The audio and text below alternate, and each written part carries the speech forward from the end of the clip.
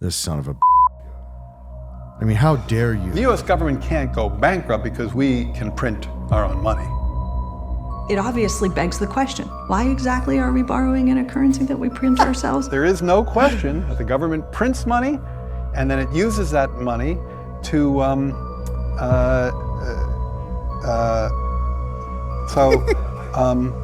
yeah, I guess I'm just, I can't really talk, I don't get it. I don't know what they're talking about, like, 'cause the economic advisor to the President of the United States was that gentleman, right?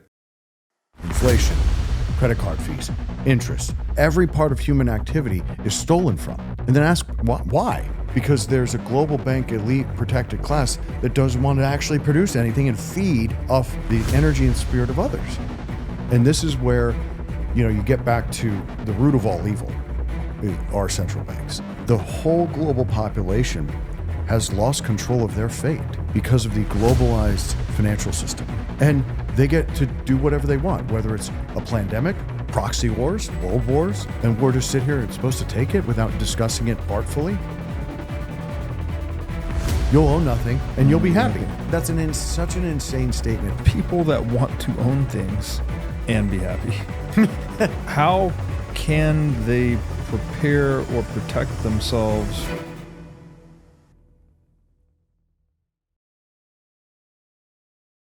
Hey everybody, welcome to the What is Money Show. I am thrilled to have you here joining me on my mission to help shine light on the corruption of money. Now, if this is your first time listening to the What is Money Show, I strongly recommend that you go back to episodes 1 through 9 first, which lays a lot of the groundwork for many of the concepts that we explore on the show. These first 9 episodes are my series with Michael Saylor, and thousands of people have told me that this is the best podcast series they've ever heard, hands down, and that it was instrumental to their understanding of money and Bitcoin. So if you're looking to start a deep dive into the nature of money, I don't think there's any place better that you can start other than episode 1 of this show. Now, a little bit about this show and how it makes money. The What is Money Show is 100% sponsor based. So all of our revenues are derived from direct sponsorships. And I strive to be very selective about the sponsors that I work with, specifically only using sponsors that I use personally, and also choosing sponsors that have values which are well aligned to the values expressed on this show, such as freedom, education, self-sovereignty, etc. So what I'm going to do now is a few ad reads right at the top of the show, and then I'll do a few more ad reads in the middle. And I hope you'll take the time to listen to them, as again, these are hand-selected sponsors, and I think you'll like what they have to offer. Have you ever wanted to start a business in the Bitcoin space? If so, then the Wolf Startup Accelerator could be for you. Wolf is the first startup accelerator dedicated exclusively to businesses developing in the Bitcoin Lightning Network. 4 times each year, Wolf brings teams from around the world to New York City to work with like-minded entrepreneurs, pushing the boundaries of what's possible with Bitcoin and Lightning. The program is designed to help early-stage companies achieve product-market fit, develop their brand, secure early-stage funding, and grow businesses that fuel the global adoption of Bitcoin. Go to wolfnyc.com to learn more or apply today. Again, that's Wolf, WOLFNYC.com. Kind of new age transcendental type stuff, right? And then with that comes some extraterrestrial, some quantum physics stuff, some astrophysics, and there's just this brilliant multiple PhD guy here in Fort Lauderdale, Billy Carson, who's just a wicked, awesome genius. And he's read all of these ancient tablets, whether it's the Epic of Gilgamesh, the Emerald Tablets of Thoth, and then there's like the 7 Tablets of Creation or something like that. I'm not, that may be the exact name, but what he really is able to frame is there are different words for the same thing. Right? You may say angel, I may say Anunnaki, and someone else may say extraterrestrial, right? Or Atlantean. Same thing for demons, right? You may say fallen angel, demon, extraterrestrial. And what's interesting is that throughout throughout what we believe to be history, which is roughly 240,000 years old, like going back to ancient Sumeria, there's 25, 26 recurrences of the Christ story. And it's just really interesting where in music we call it resonance, Right. where you also then learn that genetically, I forget the exact nomenclature, but memory from past lives, like in your genealogy, is passed to you by your father and has a 15 to 20 year half-life in your life, where you may have depression or anger or love or joy from an ancestor. And it's just fascinating. He breaks all that down into really understandable phrases and sentences and summations, and then has citations for them all. It's really amazing. He's like a hybrid of like a Graham Hancock and David Icke kind of thing. Does he do podcasts? Yeah, I'd love to meet him. Yeah, he has his own. So I first got exposed to him a few years ago on Gaia, which is a great network.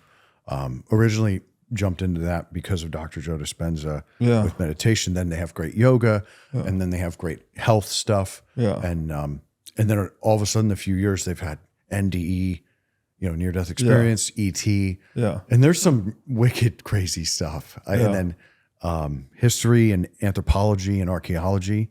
And it's all the stuff that you'd want to be exposed to, even if it's just conjecture and speculation, but you're not allowed to hear. Right. Yeah, I know the founder of Gaia. I've talked to her a few times about some Bitcoin documentary stuff. Yeah, she Meredith. Not Meredith. Maybe it's not the founder then. I forgot her name. I don't think it's Meredith. And then Greg something, but I know a lot of people that like their stuff. It's fantastic. And you can get it on the app. And I got to consume more audio and video content. I don't know if I haven't showed you my library yet, but there's about 1,000 books in there. I've read about 20% of them. It's never ending when you want to collect great. Hayek actually has a list of the great works of freedom. I didn't get all of them because I just picked up this Constitution of Liberty book, which how did I miss this one? And it's 1960 published. So post Road to Serfdom. It's really, really dense, even for me who gets off this. Hayek's a dense guy. Even Road to Serfdom was a tough one for me. It's because they spoke and wrote differently than we do. Yeah. Way more eloquent, a lot more descriptive language. But then they put commas, and it's like I was going to say, it feels like a lot of run-on sentences. It is a lot of run-on sentences and prepositional phrases. Yeah. Where I don't know why their editors maybe didn't correct that, but I'm not a grammar expert. Well, I'm not either, and maybe it's just a matter of reading an older form of English. But I found it challenging. I appreciated it. I felt like it was mind expanding. It sort of enabled me to form more complex thoughts. Maybe after reading books like that, I like reading books like that, but it is challenging. I had to reread on the way to LA. I started reading it. I probably read for 3 of the 5 hours, and I got to 59 pages. Yeah. Whereas the 138 Great Taking I read in 1 hour. Right. Just ripped through it. So the whole book, Great Taking, is 1 hour. It took me 1 hour to read it. Oh wow. I was like, oh my. Yeah. Oh no. And I kept reading faster. It was a little bit out of like panic and like, when your subconscious and your instinct knows that something's true, but then you're checking that and balancing that with some reason and logic that's like, well, I don't know it to be factually true, and I don't have objective evidence that I can cite. And then all of a sudden you're throwing that out in a very concise, well-written work. I just ripped through it and couldn't put it down. As soon as I started, I couldn't put it down. You must be speed reading. I have a like semi-photographic memory. Okay. It's waning as I've had kids and running a 24/7 business. But I just love knowledge. I mean, always operated from a position of he who knows he knows nothing. Yeah. And really being humble and having that humility to relearn, learn again, and relearn. Yeah. Because so many great concepts have been stated in so many different ways from so many different perspectives. I'd like to know almost all of them. Like the Stoics are very inspiring, right? Some of the Enlightenment writers, the Renaissance, obviously the art from the Renaissance period is probably the greatest art of all time. especially the sculptures and statues. But largely, there's not anything that I wouldn't want to consume. I don't, on the extraterrestrial stuff, there's this guy, Emery Smith, and he's got a collection of characters that say things where you're like, oh my God, but they say it with so much conviction where you really don't think they're lying, right? And so you have to have the humility to say, well, I don't know anything about this. I'm going to try and consume it and arrive at my own conclusion.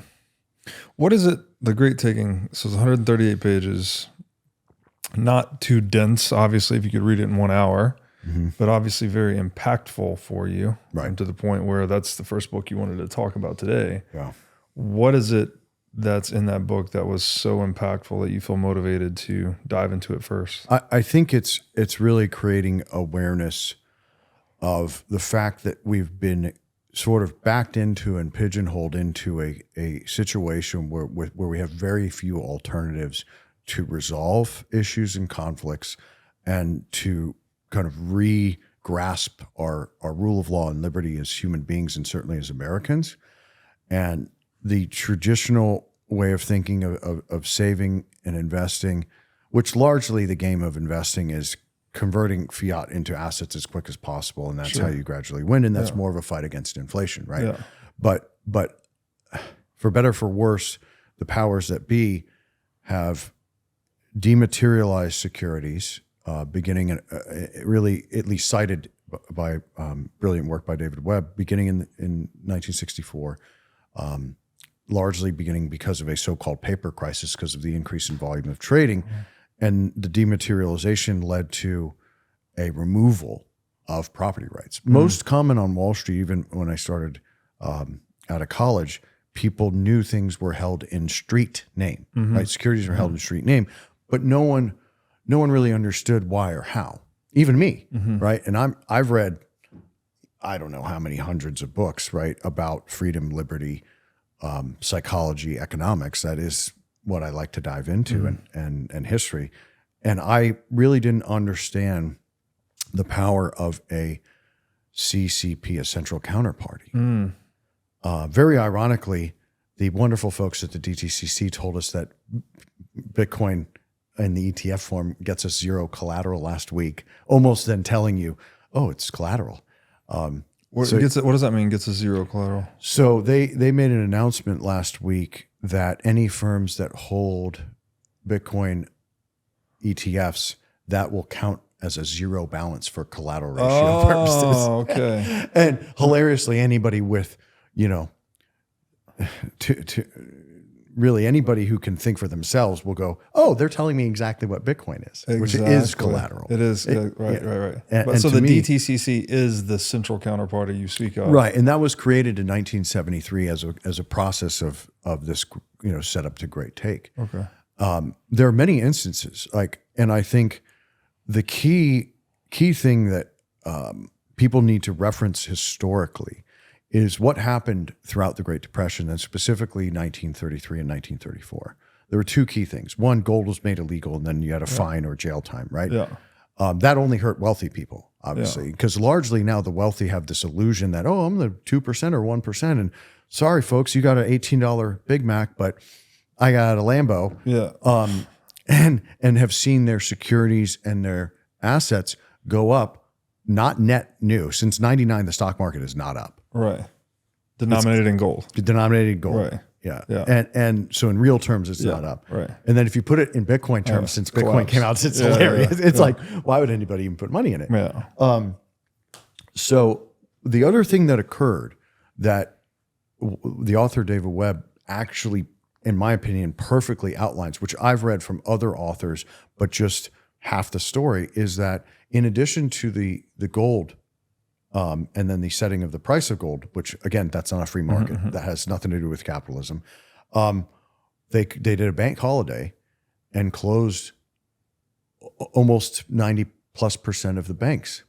So in that instance, it wasn't the poor who had nothing that were the only ones suffering, but it was the wealthy who lost, or at least the upper middle class that lost the majority of their liquidity. And it was confiscated. Right.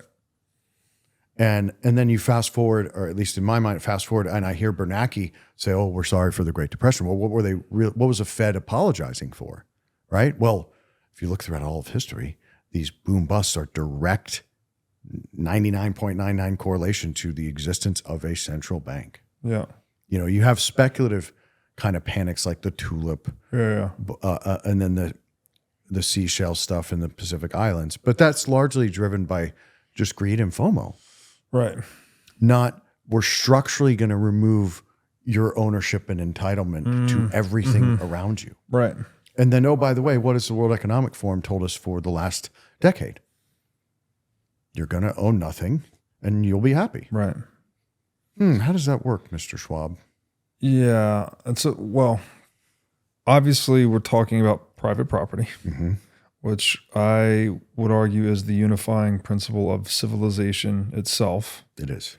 And so the great taking, I have not read this, I have not seen the documentary, but you're then saying that this book is making the case that institutions are being set up or property rights are being managed in a way through this centralized custodian, the DTCC, such that there's a very simple mechanism to remove people's ownership of, I don't know, equities, currencies, They also, so the legal methodology is UCC, or Uniform Commercial Code, Articles 8 and 9. Yeah.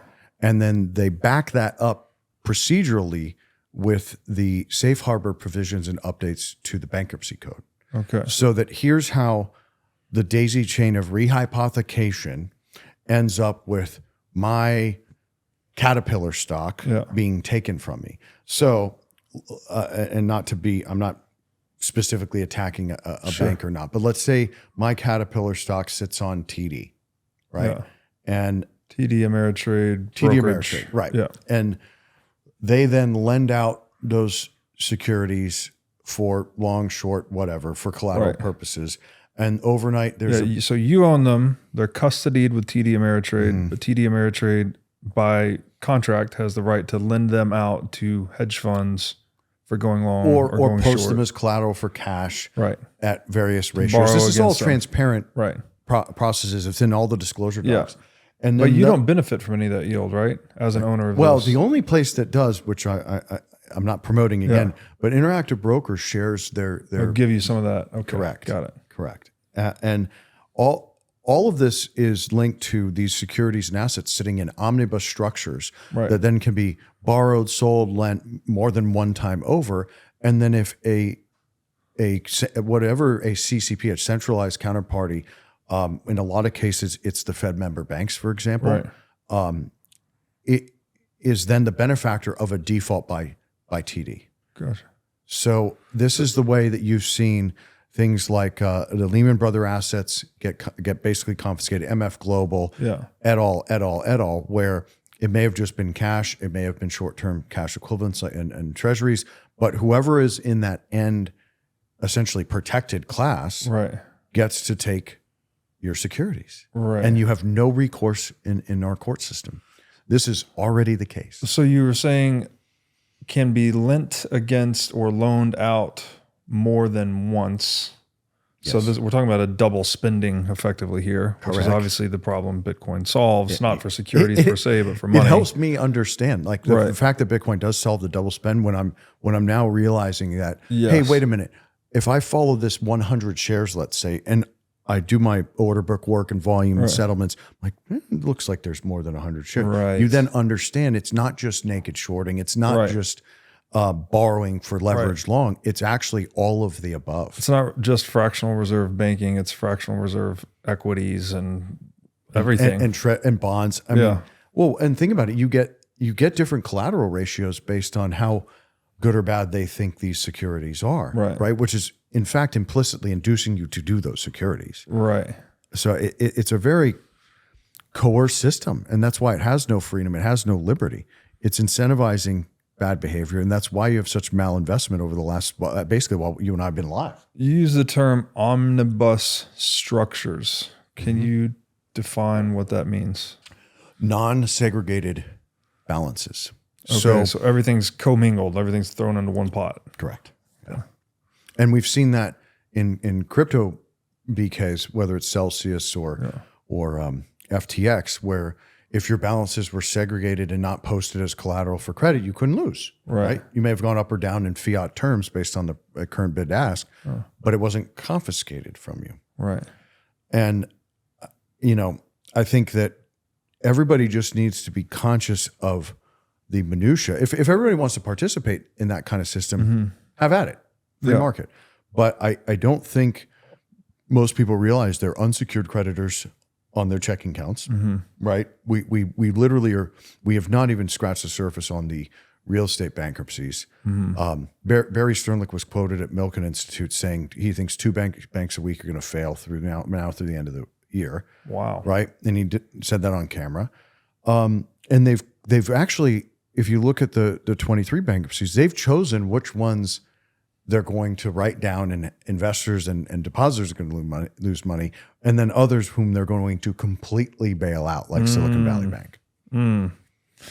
Which makes it even more frustrating because you don't know the rules of engagement. You can't really protect yourself by the letter of the law. And then you've got to anticipate both conflicts of interest and then explicit loss of property rights. Right. Wow. Okay. So it sounds to me like you're describing a game that is degenerating because the rules are not evenly applied. They're not predictable. They're subject to change. They're subject to bending, twisting, breaking based on political connectedness or power, I proximity to the money spigot, whatever it may be. It's that, really. Yeah. So corrupt, basically. Corrupt, coercion. Yeah. And a protected class. I mean, you're even seeing it. This is so timely to have this dialogue because you're seeing, love him or hate him, you're seeing Donald Trump get indicted for not crimes without plaintiffs. Right. It's like so shocking that what made American capital markets the safest and best place is our rule of law. What protects every citizen, both poor and rich, is rule of law that irons out property rights and individual liberties. Yes. With that, everybody's on the same playing field and we can all have the pursuit of happiness. Yeah. And so that principle, right? Equality in the eyes of the law, which is the only equality that actually matters. Correct. This is the principle that's being eroded. And that is the level playing field, basically, right? If the law doesn't treat individuals equally, then it's an uneven playing field, basically, right? Some people are able to benefit or play by a set of rules that other people are not, essentially. And I think an important point here is a lot of people don't know this. The rule of law actually exists exclusively to serve private property rights. Yeah. You often hear the phrase possession is 9/10 of the law, but it's actually 10/10 of the law, right? Everything grounds out in who owns what, basically. And you have more history of that than any other type of law. Yes. Yeah. That includes murder, right? Like people are like, oh, what about murder? It's like, well, that is actually a violation of property. It's like you own yourself. If someone kills you, then there's retribution that needs to be sought, essentially. My body is corporeal to myself. That's Descartes. Yes. Second treatise. And even in The Great Taking, he cites that this is upending over 400 years of personal property rights ascribed to securities that had traded. Like this was just like a given amongst all of mankind that these assets have embedded property rights, which allows them to trade freely at a market price. Right. And this is where, you get back to the root of all evil are central banks. Like mankind has its faults, right? But they're kind of parameterized, right? You can't get in the old days, you were limited by the amount of men and swords you had. Right. Yeah. Here, the whole global population has lost control of their fate because of the globalized financial system. And everything is so over-financialized, they've absconded with literally everything people could possibly have. Like 62% of the U.S. residential homes are now owned by institutions. Wow. Now, I'm not for telling people what to do in institution or individual, but if you want people to have new household formation, which is the number one driver of GDP growth, you probably shouldn't make houses so unaffordable. Yeah, but that's a direct consequence of fiat, right? Correct. Because the money is not holding its value over time. So, well, for two things, right? One, you have to put your purchasing power in assets that cannot be counterfeited, like real estate. Correct. And then two, those entities closest to the money spigot grow disproportionate to those furthest from it. So you get more wealth disparity, and you get the BlackRocks, the Vanguards, et cetera, getting, well, they are the rich, they get richer, while many further down the hierarchy are the poor, they get poorer. Right. And so you end up with those large capital pools owning a lot of this residential real estate, which is a large driver of homelessness. Yeah. And they don't care ever about their principal. Right.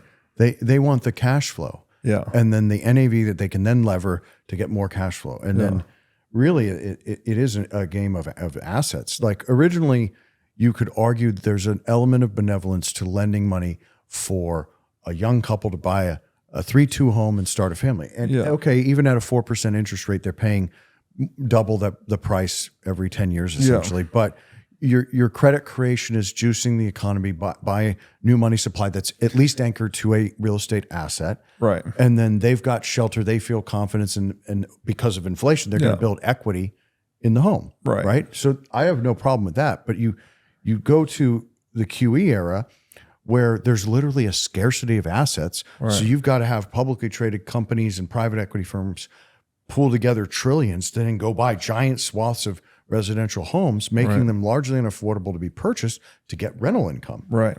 Well, there's a large amount of insecurity that comes with that for everybody, where you're overpaying for square foot, you can't build equity in an asset, and then because that affects your psychology, you're maybe not having as many kids, or you're overworking, so you're not taking care of your household. It just is a negative feedback loop. Absolutely. Yeah, affecting your psychology and just your wherewithal to have kids and have a family, right? If you can't, well, we've moved from one income being able to support a household to two barely being able to support a household now. That was a similar strategy. We're going to call it these social movements. But what we're really doing is getting an extra tax base and an extra income producer, so you can't see how bad we're inflating you away. Yeah, absolutely. That's so obvious. I can't believe more people don't question it. And largely, I'm honored to even have these dialogues with you, because I have no personal gain that's going to come from this other than creating awareness and educating people of what is objectively factual. Yes. So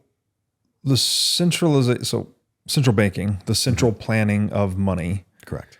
It's an institution that exists solely to violate the private property rights of savers, right? It's a group that can print money, and it imposes its will on those who cannot print money and prevents those who cannot print money from printing money, right, by force of law.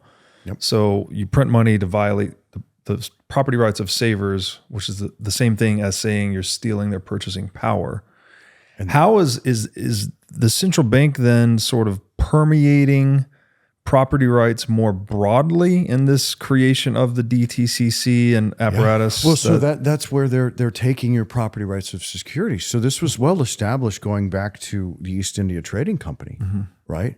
Of your stock certificate having embedded property rights that entitled you to a pro rata share of the earnings and assets of that company. They're asset stripping you of that. Right. And then when you can take it a step further and get into derivatives and the like, but the focus should just be on the simple legal concepts that anybody can look up and search and go, oh my God, David Webb, Chris, Robert, they're correct. And they're obviously, we're not the first ones to talk about this. There were people in Wall Street in the 60s warning of this. Ron Paul's warned of this. Oh yeah. So this is not new. No. It's just more prescient because we're seeing our own government invade our country with illegals, where I have Colombian family members who are trying to get work permits here because obviously that country's run by a communist similar to Brazil, and it's destroying the economy. And they've got to wait 6-7 years to get a citizenship hearing. Yet these people are getting more welfare benefits than any of our own Americans constituents. Like, there's no rule of law.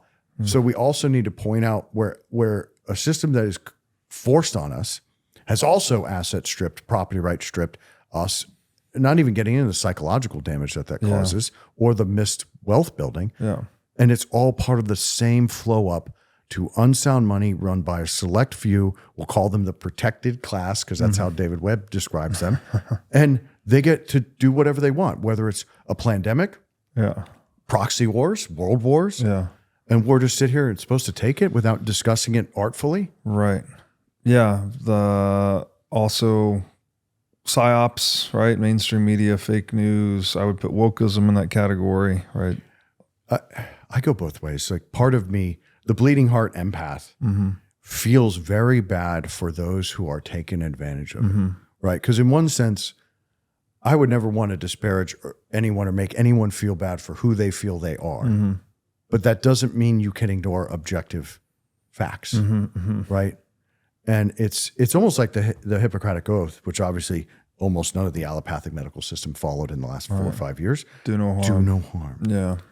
And that's kind of a liberty principle. It used to be called a liberal principle. Right. Like if you were Hayek, Mises, Murray Rothbard, or Ron Paul, you were liberal. Now it's associated arguably with communism with big government. and collectivism. Right.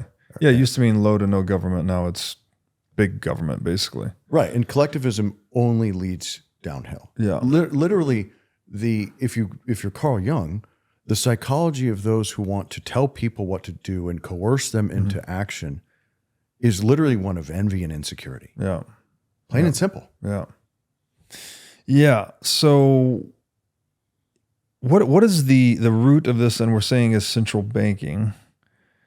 The central bank then violates savers' property rights up until a point, but it's also using the proceeds that it is extracting from people to set them up for further extractions via the DTCC/great taking model here. Correct. What is this just rooted in the broken incentives of the monetary system? Like, do you think it is a matter of if we abolish the central bank, say today, would this problem resolve itself, or what is the... Largely, yes. Okay. But procedurally, you need a little more work, because then what people need to understand is that laws always have revisions. New precedence is established in the court system and appellate court system. But this process began in the United States and then permeated to Europe and Japan. So this is a global coordination of loss of property rights. I have my own views and conjecture on why they did this, what agenda is it serving, but largely it's just asset stripping and property rights stripping. I mean, it cannot be summed up greater than what Klaus Schwab said. You'll own nothing and you'll be happy. Right. That's such an insane statement. But all these globalist transhumanists have no soul, they don't even believe we have souls and spirits. I mean, those are direct quotes from some of the other ones at Davos. And I don't understand who would want to rule over a horribly depressed, permanently fearful society that's not productive, not producing such beauty that humanity's produced in the past. Yeah, it blows my mind, especially when I hear the overpopulation narratives. I'm like, these people are clearly ignorant of economics, because the larger the population, actually, the more productive we would all be, to the extent there's a free market allowed to flourish, because you would have a larger and deeper division of labor, right? So in theory, productivity or GDP per capita would be increased as the population got larger, not diminished. There's a we have this 0.94 weird correlation to new household formation. Yeah, but there's this weird Malthusian mind virus that thinks, oh no, we need to take down the population to save the planet or to save the species, or both. But it's well, throughout all of history, the worst deeds and genocides have been done for the greater good. Right. You can recite over and over again, right? Yeah. Like look at the so-called Bolshevik revolution, where none of them were even really ethnic Russians. They slaughtered 10 times the amount of people that died in the Holocaust, right? And how did that happen? Well, right after World War I, or really during the ends of it is when it was orchestrated. The beginning of it were orchestrated. I just don't understand how they've been so successful at diverting people's attention away to not even see what's happening in front of them or in the very recent past. Because usually if you look at the fourth turning and you look at historical cycles, it takes a long time for people to forget who they are. Yeah. And somehow from 1913 to now, and really from 71 to now, where you've offshored all the industrialization of the country, you've asset stripped America, you've indebted it $35 trillion. Listen, folks, that is never going to be paid back and was issued never intended to be paid back. Yeah. I don't understand how people are not discussing this and just blatantly telling the truth. Because, Robert, we issue debt in a currency we print, that we pay interest on a currency that we print, that we burden our population with taxes that we collect, but we spend way more than we collect in taxes. It is so insane. Yeah. It's like, hey guys, there's Bitcoin over here. This is pristine collateral. You don't even have to like really fully understand what it offers you, other than like a digitalized gold that you could also store your wealth in, like gold, that's more portable. You can get into all the magic behind the no double spend and the 21 million fixed supply, the distribution of miners. But it's really just freedom of choice wrapped up in technology. Yeah, I mean, even just the simple fact of owning something that can't be confiscated from you, or that you can custody yourself, a very defensible bearer asset, that alone has value, right? Even if it's volatile, whatever other challenges you may have with it. Is it volatile? One Satoshi's one Satoshi. Yeah. Well, I mean, and I specialize in volatility, not to brag. And it's an asset class in and of itself, right? And to see how successful this is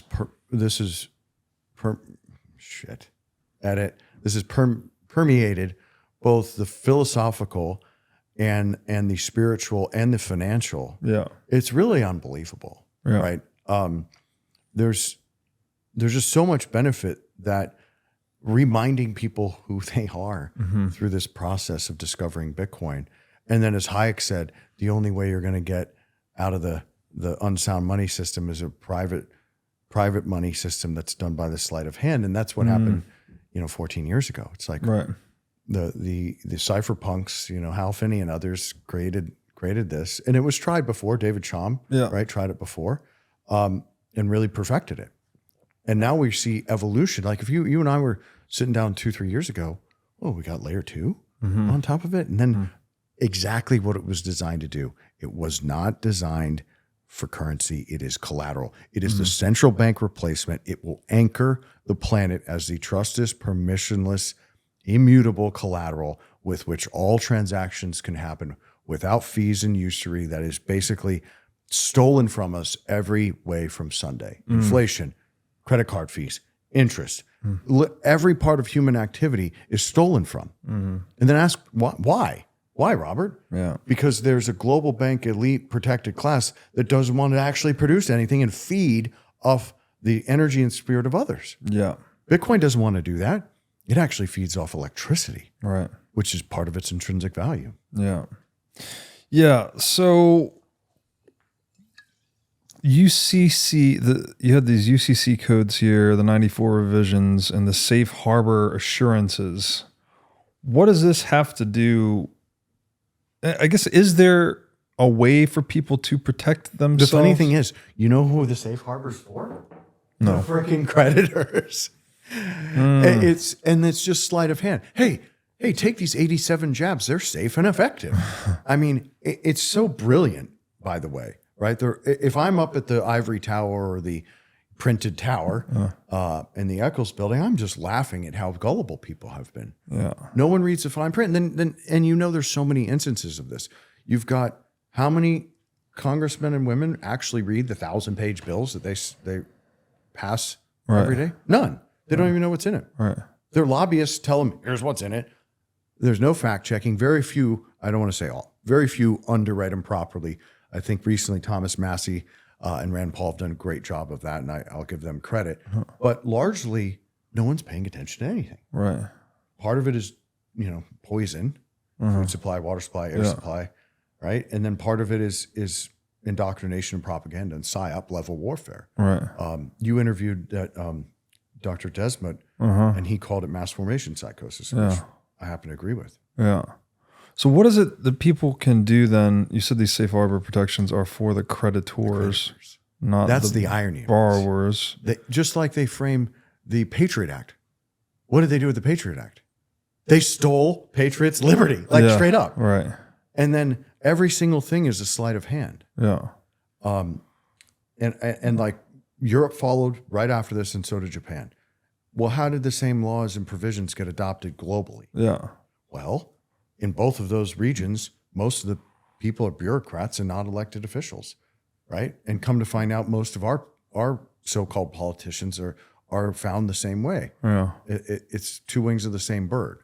There's a dozen or so people who are on the fringes of each. Yeah. You know, like Bernie Sanders on the Democrat side, and like a Matt Gaetz or a Rand Paul on the Republican side.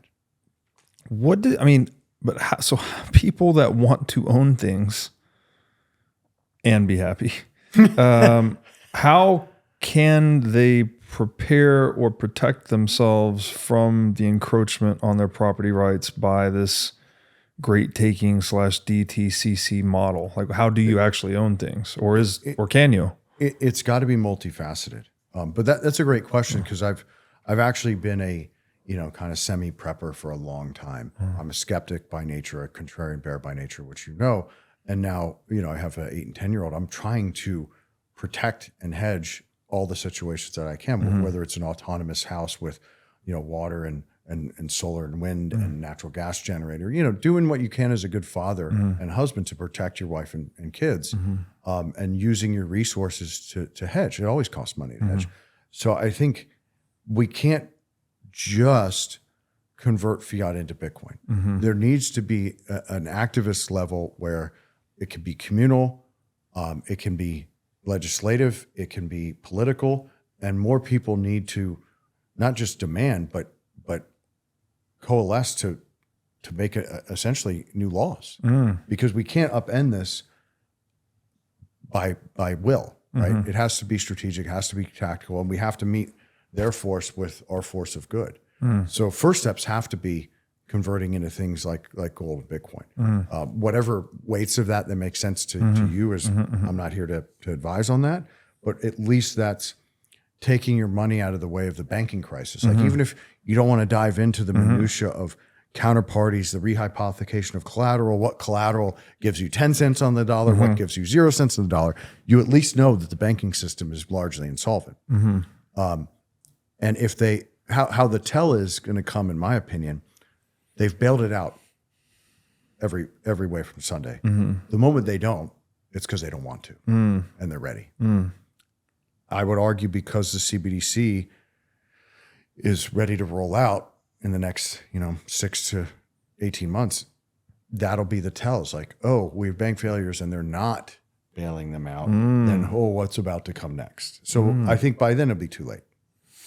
So I think strategically positioning yourself out of that is step number one.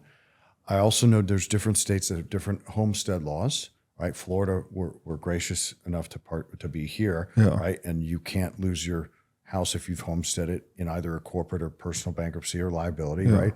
That's one way to protect yourself. Ensure you're aware of your state laws. And then I think the best is always community. Both faith-based and regional. Know your neighbors, have communication plans. And I don't know how much you want me to dive into this, but obviously food stores, two-way radios to communicate, backup freezer, refrigeration, dry food. And it doesn't harm you to take the time to do that. With focus, it'll take a few weeks. And learning how to use a ledger or any other quality hardware to store your Bitcoin takes 10, 15 minutes. Read the directions, don't be a moron, and focus. But people don't even want to put that effort in. And I continue to plead with billionaires and institutions, hey, N number of percent of your portfolio should actually be your portfolio. Right. With no counterparty risk.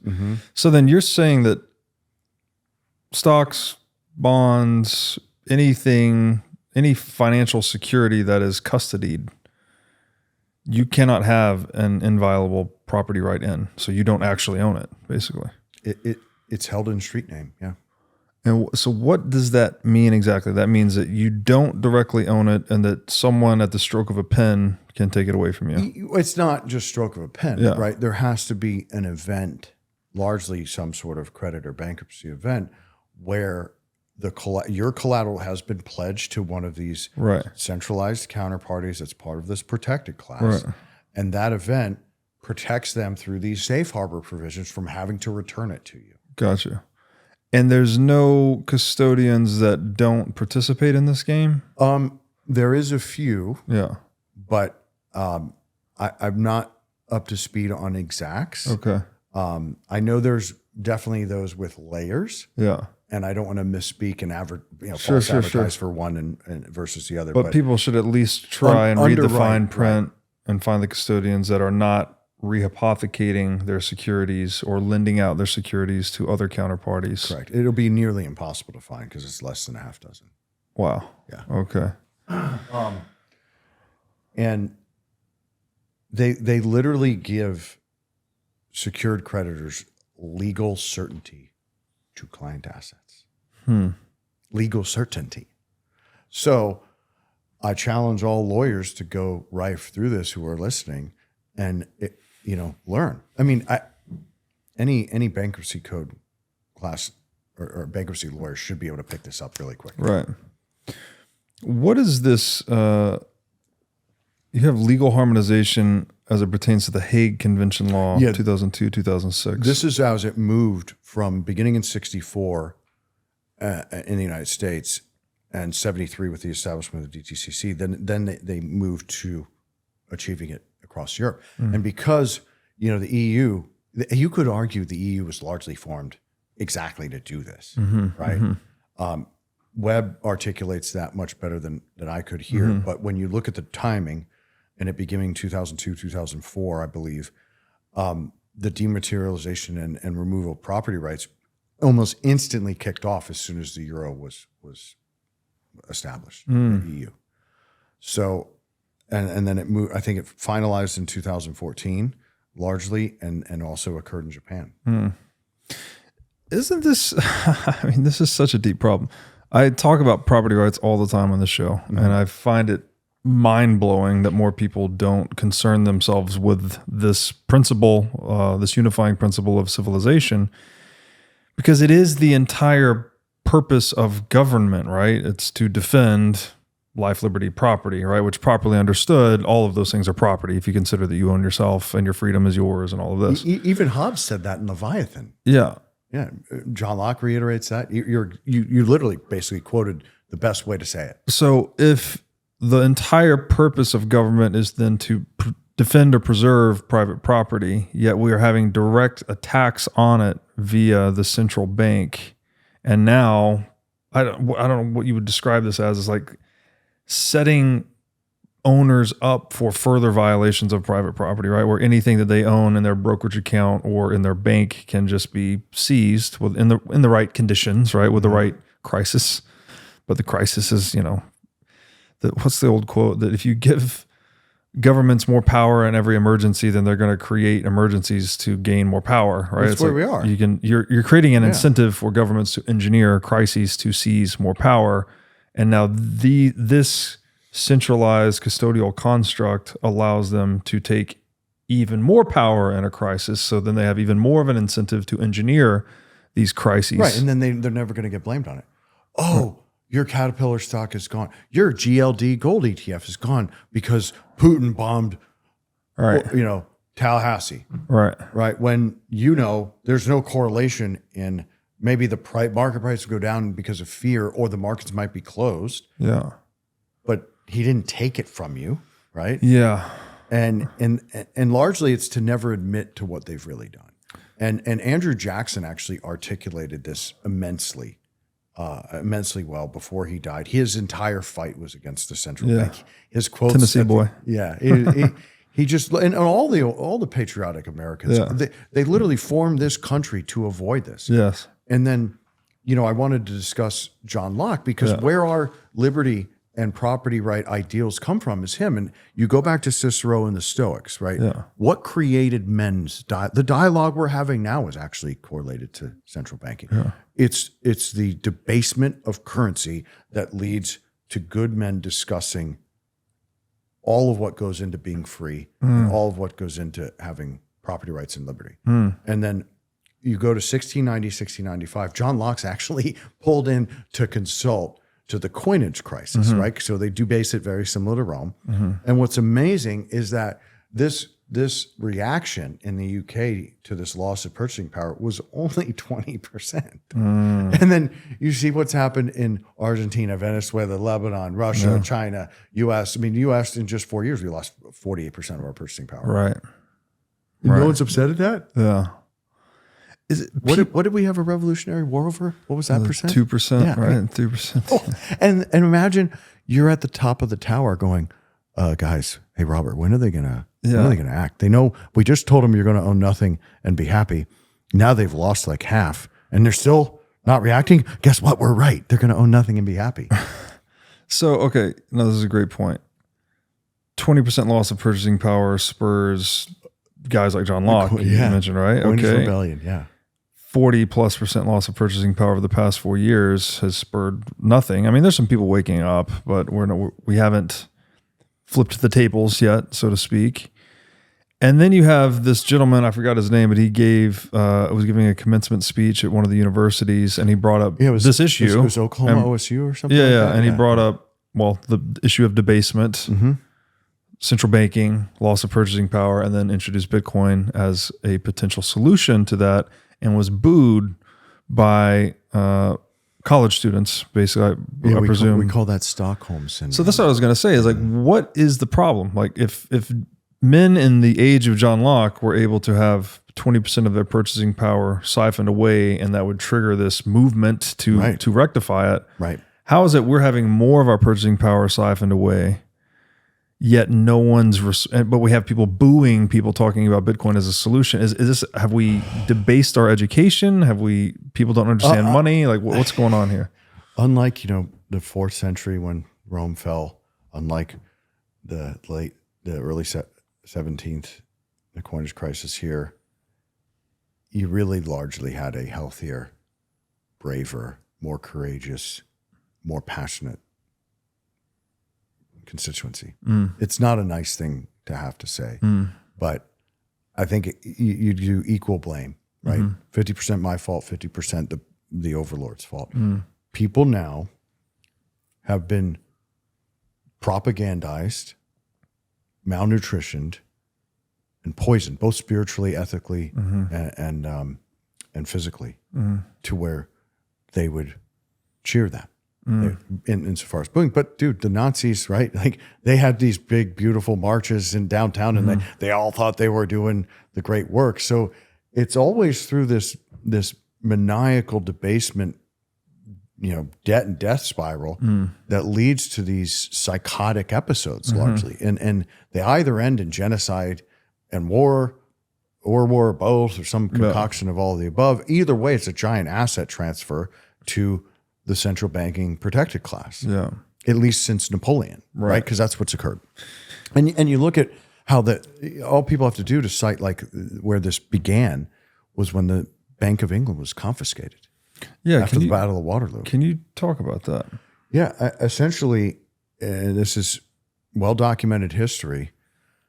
A runner was sent to report back the wrong result of Waterloo and the guilts which were British. And this was bonds. a war between the French and the English, right? Correct. Yeah. Battle of Waterloo. Yeah. And largely it was orchestrated to execute the last remaining patriots of France, which was why he was brought back in. And I can't speak to whether Napoleon was conscious of that or not, but either way, he was exiled right after again. So it was reported back essentially that England had lost. Right. To England. It was reported that England had lost, right? Yeah. Everything crashed. Nathaniel Rothschild bought everything. And then there you go. He took over the Bank of England. And then the debt of England collapsed because the news had come in that they had lost the war. And then Rothschild's family, maybe some others, I'm not sure. It wasn't just one. It was a big collusion. Bought up all of this collapsed and debt. then people actually were cited seeing that, and it turned the market the other way. They're like, oh, they're buying this. That means right. And they didn't actually know that was a falsely reported result. So the whole origin of modern central banking that started on that event is directly based on a false reporting of the Battle of Waterloo. And then it was 24 hours later that the actual news came through England had won, so then their debt skyrocketed, and by then, well, was too late. they're holding all the cards. It was too late. Isn't it interesting that it's like the latency of an information system basically Right. gave rise to this arbitrage opportunity that central bank shareholders exploited to capture the whole thing. Right? It's so fascinating that wouldn't fly today. I mean, that particular strategy, maybe there's some other version of it, but the fact that we didn't have digital communications back then. Well, I mean, what happened during COVID? They fired off like 8 trill and everything was collapsing. Where did they get the 8 trillion? Right. But But that's something they can do when they've already monopolized the financial system, right? Is they can just print money. And then as long as people don't understand what money printing is. right. And so how did the Federal Reserve come to control our money supply? Yeah. Well, it was a fight since 1776, right? You had the first bank in the United States. And then when you didn't renew their charter, you had the War of 1812. We won that. It got extended. Then Andrew Jackson gets in. He fights it. And you know, we get all the way. And he to got rid of the second bank Civil of the War. United States, right? Who killed Lincoln? Oh, because of Lincoln greenbacks. Like, okay. And then we get to 1913, and it's during the Christmas holidays that not a majority passed this Aldrich Plan is what it was originally called. And they largely sunk a lot of their opposition that was on the Titanic. Yep. Yeah. And here we are. Wow. And then what happens right after that? World War I. Yeah, literally the next year. And this inception of the IRS too. And the Bolshevik Revolution. Dude, holy cow. This is why it's so important to read the words of like an Andrew Jackson and a John Adams and Jefferson and Madison and a Washington and a John Locke and a Carl Jung and a Thomas Hobbes and a right now best modern economist on the planet, national treasure Thomas Sowell. All we're really doing is regurgitating and restating natural law. Yeah. That's what we are discussing here is natural law. And what is natural law? Property rights, really just rights endowed by our creator, right? And it's essentially those rights that govern free men and women. And essentially what it boils down to is do whatever you want to do, just don't create a victim. Right. I will respect your property, you respect my property. And property can mean a number of things. Right. Yeah, your physical integrity of your body, your freedom, your stuff. Your spouse, your children, your chair, your wheat crop, your pigs, all of that. Yeah, and this is something that runs really deep. That's the other thing that blows my mind, that maybe it's because it's so latent in us, like it's such a latent programming. You know, a 2-year-old understands property, right? Go and take their toy and they'll throw a fit, right? Bees understand property. Go hit a beehive with a stick and see if they don't understand property, right? They're going to sting the shit out of you. Yet somehow, in our overly propositionally intelligent yet procedurally retarded world, if I may say that, we've gotten way too in the head and we've forgotten like the very basic things of just human interaction. We've gotten away from an appreciation for private property and how important it is to the cohesion of society. You don't have a society without property. Right. Period. And it's the point of society. Right? And you can see here, it's heartbreaking to see what's happening at these prestigious universities, right? Yeah. If you went back to the 50s, not only did people not tattoo themselves all over the place, have purple hair and look like degenerates, they wore suits, they had values. It didn't matter your friggin' ethnicity or religion. You had manners, you had values, you had roles, and people were, even when the bailouts, the so-called bailouts of, Hooverville and FDR, people were too proud to even initially take that money. Yeah. Do you think people would not line up today to take money from the government, which is really taking money from their neighbor? Yeah. No. And that loss of values, again, I would attribute 50% to us, the constituent Americans, and 50% to those who are inflicting the propaganda, the malnutrition, the proxy wars. Because largely, you get to World War II. Why is that generation called great? Because they thought They were sacrificing themselves so that their children and grandchildren would not have to face what we are facing right now. And it is very dystopian to think about the vectors with which we've been controlled and manipulated to get to where we are now, where at prestigious universities, 18 to 22-year-old kids, and yes, there's the paid constituents from Soros and et al. And globalists that rabble rousing. But like for those kids to tolerate that when they're all the same, everybody's the same, right? It's just disgusting. And it's the divide and conquer agenda to don't look over here while we're preparing another pandemic. We're funding 2 proxy wars in 2 different countries, destroying people, destroying people's history. Like we're not even getting to see really what's happening in Ukraine. And then obviously you haven't seen any of the footage from the recent Rafah movement by Israel, but this is just disgusting. And you want to think that the Vikings and the Moroccans were more barbaric than we are. This is so much worse than lining up and fighting with swords and horses and arrows. So much worse. And to me, it's just grotesque. Have you ever wanted to live in an off-grid community with complete food, energy, and water independence? If so, then you need to check out the farm at Okefenokee. The farm is a pioneering community designed to foster longevity and well-being, eliminating elements that detract from these goals. At the farm, the convergence of nature, nutritious food, a supportive community, and the ethos of slowing down is unparalleled. Positioned at the gateway to the UNESCO World Heritage-nominated Okefenokee National Wildlife Refuge, the farm at Okefenokee stands as a testament to a lifestyle that truly nurtures health and happiness. Unlike conventional housing developments where a token communal garden may suffice, the farm itself is the community. Small, intimate micro-villages seamlessly integrate into the fabric of a sprawling agricultural community. So if you're interested in joining this off-grid community, then go to okefarm.com today to learn more about becoming a member. Make sure to tell them that I sent you for a $21,000 discount on their custom cabin pricing. Again, go to okefarm.com to learn more about joining this revolutionary regenerative agriculture community. Forget multivitamins and other supplements. Animal organs are the most nutrient-dense foods on the planet.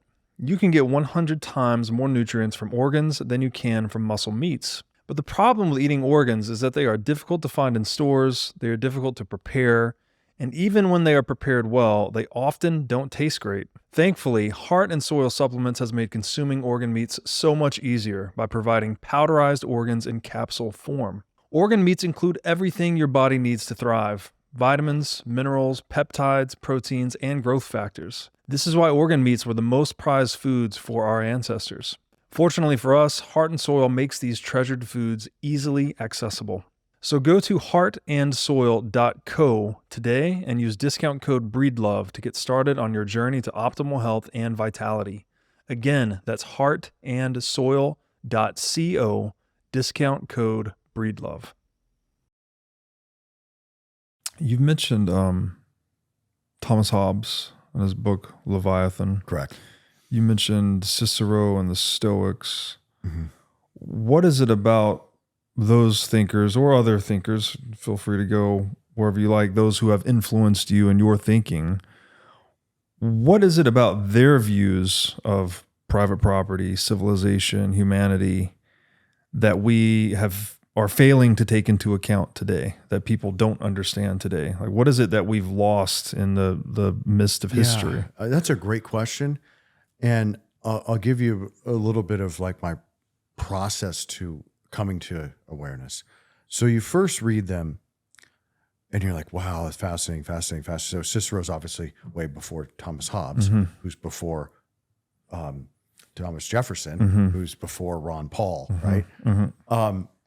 Largely, they're reiterating the exact same themes and principles. And then I finally was, why are they doing that? Oh, there's a direct correlation to the loss of property rights, the debasement of currency, and then, hey, we feel bad enough to act now to defend ourselves. Right. Literally, that's why these occur. And then you look at the distances between them, and there you have the fourth turning, which Strauss Howe articulated so perfectly. They also line up with these K-wave cycles, these longer economic cycles. So for me, it was seeing that correlation between events that drove these authors and philosophers and economists to reiterate what to me has to be natural law. And really, like the Greeks and Romans formed what we call modern society. Well, what happened to Sparta? You know, the civilization of Sparta, and then the one that was in Kattegat. Like I really like would aspire to live like that. I like not necessarily rigidity, but I like rule of law. I love rule of law. Yeah. And there was that equality of opportunity, not equality of outcome, which is forced and coerced, that just created great conditions. And then the old adage, weak men create bad times create good men, good men create, strong men create good times.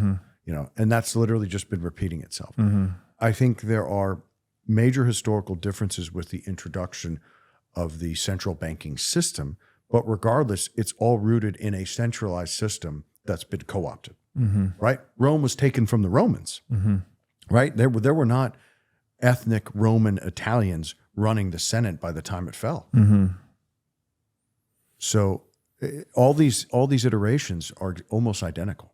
So were there, I know you told me about this college professor, I think, that you had that had you read a set of books. Like I think Leviathan was one of them. This was at Emory in my undergrad. Yeah. It was actually a track in the history master's track that I was able to get into. And this obviously sets you on a very, I assume, libertarian trajectory in your thinking and your being. Reading, I mean, how could you not reading a book like Leviathan, right? That one really like shocked it into me. What are the core lessons or principles that you absorbed from going through those? Maybe you could mention a few of the authors, a few of the books, and what you got from them. What Hobbes set up, I think, is really articulated real well in Hayek, and I've put some quotes on there. And like, how do you define liberty? How do you define freedom? And really, both are largely defined by your ability to act without being affected or coerced by my will. That's what freedom and liberty are. And that's why the motif or motive of decentralization naturally protects against infringements upon liberty and freedom. Right. And of course, you're not going to curve fit or solve for every human frailty. Sure. It's not possible. Right. But when you look at periods like the Renaissance and Enlightenment, they occurred directly because of the fall of one and the decentralization that occurs after the fall of centralization. Yeah. There's a direct correlation to creativity, innovation, and freedom post like apocalyptic debasing event. Yeah. Right? So if we know centralization and debasement is bad, and we know decentralization is good, probably through our own free will, we should choose decentralization. Right. Like, and throughout our history, it's been taken away from us. Right. And when you say decentralization, I mean, we're saying something like a symmetry of, well, first of all, equality in the eyes of the law. That would be one form of decentralization. A symmetry of power projection capability, right? You don't want one group of people holding all the guns and one group holding none, because that creates a giant incentive for those with guns to steal from those who do not have guns. So we're talking about this, again, the motif of the level playing field is the essence of decentralization, right? And so when you do the opposite of that, right, you give few people all the guns, or few people are treated differently by the law, then all of a sudden you get this exploitation, right, of the many by the few. It wouldn't have to be the few necessarily, but it usually is. Right. And then from there, you get all the other vectors of corruption that occur. Right. Right. And by the end of that process, you result in no values in society. Right. And the social cohesion that is formed naturally by property rights breaks down completely. Yes. Rand has a great quote on this. In Atlas Shrugged. An Atlas I know the Shrugged, one you're thinking when of. force becomes the means by which men deal with one another, then the murderer wins out over the pickpocket, and that society vanishes in a spread of ruins and slaughter. It's like once Good job quoting once it. you stop having reason be the arbiter of our negotiation and consent, and we say, oh no, it's whoever's got the bigger club or the bigger gun, well then guess what? Everyone's going to play by that rule, and you're not going to have any more division of labor, productivity, peace, cooperation. Like it vanishes. Nope. And so this is what we're fighting for, right? Just equality in the eyes of the law, decentralization in general, which is this symmetry of power projection capability as enshrined by the Second Amendment in the United States, right? First Amendment, freedom of speech, Second Amendment, right to bear arms. Yep. And that was really, I mean, this is what made the United States such a successful economic story, right? Is that we were the most decentralized governance model to date, that we were a constitutional republic as we were founded, not as a liberal democracy.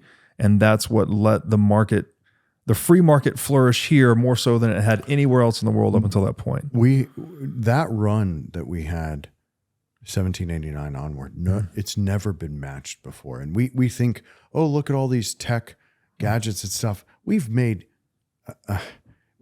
bullshit technological advancement since then. The only good technological advancement that I think's happened in our lifetime is Bitcoin. Yeah. Everything's been a fucking illusion. And when you look at like cotton gin, printing press, right? Printing press, getting the written word to everybody. Right. These things were technological advancements, not what I would argue are coercion and manipulation tools disguised as some fancy screen, Right. you know? But largely like Articles of Confederation, the Constitution are the decentralization documents. Yeah. And people don't even know what either really say. And then our government doesn't even follow the Constitution. And I feel like because America has been the beacon, there has been that very purposeful mode of destroying this country so that the weaponization of PSYOP can be directed through the remainder of the world. Yeah. The purposeful oppression of the emerging markets and developing economies, they've never let them hit any escape velocity since really the 70s. And do you think workers chose to send all of the car manufacturing out of Detroit? Of course not. Did we choose to get rid of all of our localized farms for conglomerates that then were filled with glyphosate and all God knows what GMOs? None of that was choice. It was sleight of hand. Yeah. All of that is correlated to the central bank.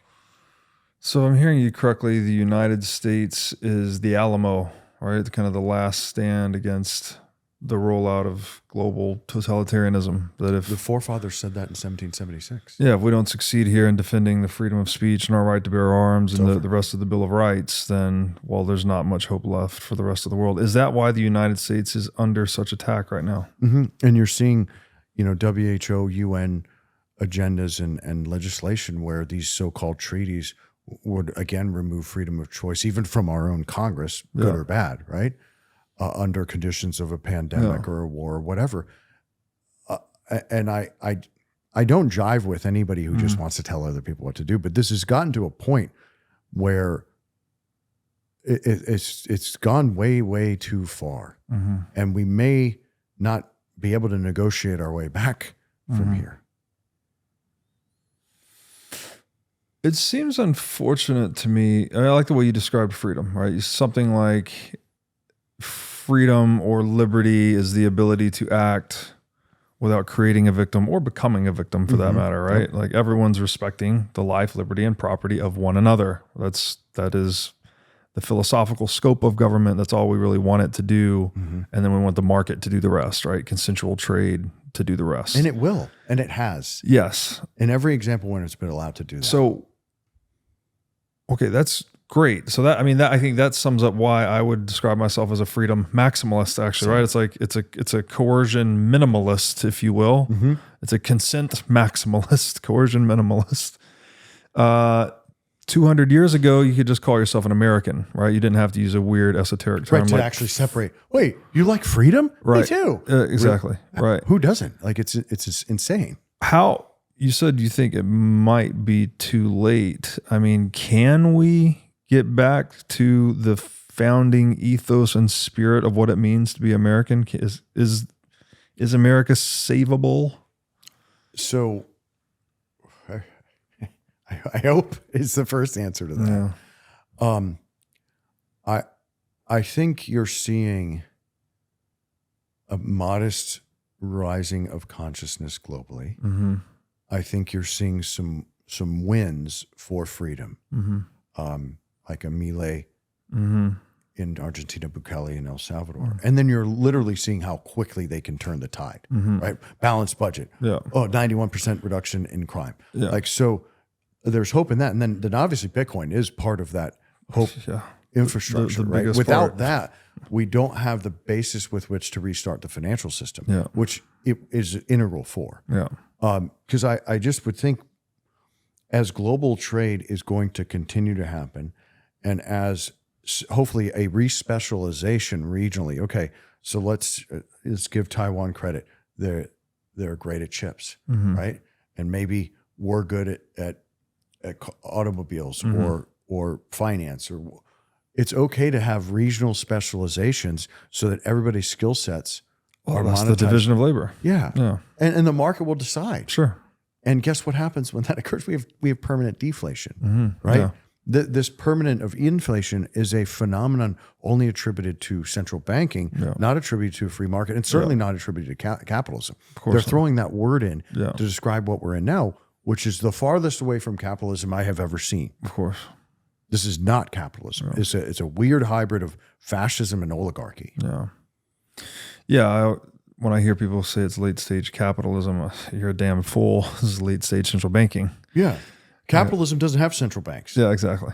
Right. Because literally a central bank impairs the allocation of capital. As you said, if capitalism were working, the general price level would be in precipitous free fall because it would be getting better and faster and smarter at doing things. Right. Basically. That's like a physics equation. Yes. Right. That is not, you can't argue that it would not occur. Right. And deflation is good. Right. Not bad. And so that propaganda has largely just embedded itself. And back to your point about, I think it's too late. It's because the magnitude with which we are being manipulated and the permanence with which these people are trying to control us. Like carbon, bad. Wait, we're all made of carbon. Farming, bad. Meat, bad. Wait, red meat's the healthiest thing in the world you could possibly We've been eat. eating it for 2 million years. We're literally designed to eat. I mean, and then I'm sitting there going, nobody has a problem with this. And so that's where I'm guilty of getting sad. Yeah. Because I want to be surrounded by people who just say enough. And the thing that is hopeful, all we have to do is opt out. There's 8 billion of us and 30,000 of them. Right. That's encouraging. Yeah, I like those odds. All we have to do is opt out. Everybody's the same. I've traveled all over the world. There's no, first off, we're all Homo sapiens sapiens if you want to get very specific. All humans are capable of such love, such creativity, such innovation, and such harmony with both nature and society. Right. It is this source that is the primary cause of all of evil. And obviously you're going to have some tribal land disputes and this, that, but that's not a 90% occurrence. That's a 10% occurrence. Right. So I'd rather see us unite peacefully against this force, because literally if it was violently, we'd take care of it in like 20 minutes because there's 8 billion of us and a few thousand of them. Right. But this should largely be both a legal, spiritual, and financial revolution that is done with a higher archetype, better values, and setting a great example so that the ones that come behind know how to live. And that's why the great generation was great. Yeah. There were 19-year-old boys that were either the sons of the men that just fought World War I, or those guys also went and fought World War II, thinking it was the end of the world. Think of how spoiled our society is right now. Oh, I have I need water, but the university's not taking care of us. We need water bottles and vegan food. Are you kidding me? You didn't have running water 100 years ago. Like, please. But this is how we got where we're at. Yeah. A spoiled entitled class that's easily manipulated. It's heavy. Yeah. But I always try to look at the positive, which is identify the enemy, articulate why they're the enemy, what is the source, and then what can we use from our knowledge set to augment, truncate the negativity, and turn the tide. And the enemy is what? The unsound money. Unsound money. And the ability to conjure it, Got it. counterfeit it. Got it. So through that stems all evil. So by holding savings in sound money, we devitalize unsound money and therefore drain the enemy of energy. Think about it from an equation standpoint. If I have sound money, right, and then there's permanent deflation, what's happening?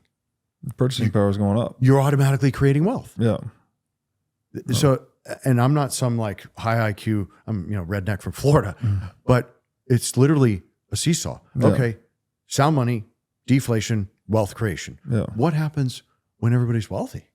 Are they? Well, I'm pretty sure, Mr. Schwab, they'd be happier when they own something. And largely, like, this is why the most success comes from having a family, because you have the motivation to work hard, provide, and you want to leave a legacy, both in spirit and in asset. So to me, it's black and white like that. Sound money plus deflation equals auto creation of wealth. And then I really would love to see humanity have a period where they're not psyop warfared into mass formation psychosis, where those students you were citing were guilty of Stockholm syndrome. Right. Like, oh my God, substitute the word gold for what he's saying and you're going to boo him? Or water? The cognitive dissonance shocks me, and largely none of those kids will work for my company because they're unemployable. Yeah. I think actually the sound money thing could go a long ways towards fixing the psyoping as well, because it is the printed money that pays for the psyoping. Correct. Exactly. Not only pays for it, but is also the motivation for it, right? You need a confused population, to say the least, confused and or ignorant population, non-critical thinking population, to be able to print money. Because if they're critical thinking, then they're going to say, hey, wait a minute, printing money is theft. How about you stop doing that? And so you actually need to pay for psyops like Keynesian economics, right? The pseudoscience that justifies money printing. That whole thing is a psyop. And largely, like, people don't even know who John Maynard Keynes was. Yeah. And I may not articulate this quote perfectly, but it is from Hayek. The source is constitutional liberty. But largely, we have to resell these concepts and ideas to our generation. Well, you've got it right here, right? Yeah. If old truths are to retain their hold on men's minds, they must be restated in the language and concepts of successive generations. Yep. So we have to repackage, rebrand, and redistribute these ancient ideas in modern parlance. Right. And we have both the tech and the ability to do so, right? Like, this is a tech and verbal medium to share this with people. And then Bitcoin is the tip of the spear. Yeah. Bitcoin is why we're even having these dialogues. Yeah. Imagine we didn't have this. Imagine the degree with which we'd be depressed. It'd be very hopeless, yeah. Because then the only thing is going to guns. Yeah, guns and gold. Right. And while gold is a scarce asset, when you look at the stock to flow differences, its scarcity compares not to Bitcoin. And again, I'm not one of the, I'm a freedom maximalist. I'm a truther largely. And then I'm a historian. As a job, I'm a PM, so I have to look for value. And there's value in both. It's I hate these black and white divisions where it's either or. Sure. That's just not reasonable or logical. Yeah. It's the same with volatility, right? When people say something as ridiculous as Bitcoin is too volatile of an asset, it's like anyone that has ever managed money professionally knows that volatility is just a matter of portfolio sizing. If it's too volatile, right? Yeah. Well, if it's too volatile, reduce your exposure. Well, here's the concept, bud. You know what's too volatile? Losing 11.24% of your purchasing power every MFing year. Yeah. That's too volatile. Yeah. And then, you know what else is too volatile? Being forced to take risk that I am not cognizant of to try to attempt to keep up with it. And then mathematically, I look at my chart since 99 in gold terms. Wait a minute, I'm up 0.38% because I reinvested dividends? That's all I get in a 24-year period, 25-year period? Wow. That is volatile. Yeah, that was the S&P 500 over a 25-year period with reinvestment of dividends denominated in gold. Is Yes, that sir. basis points? Wow.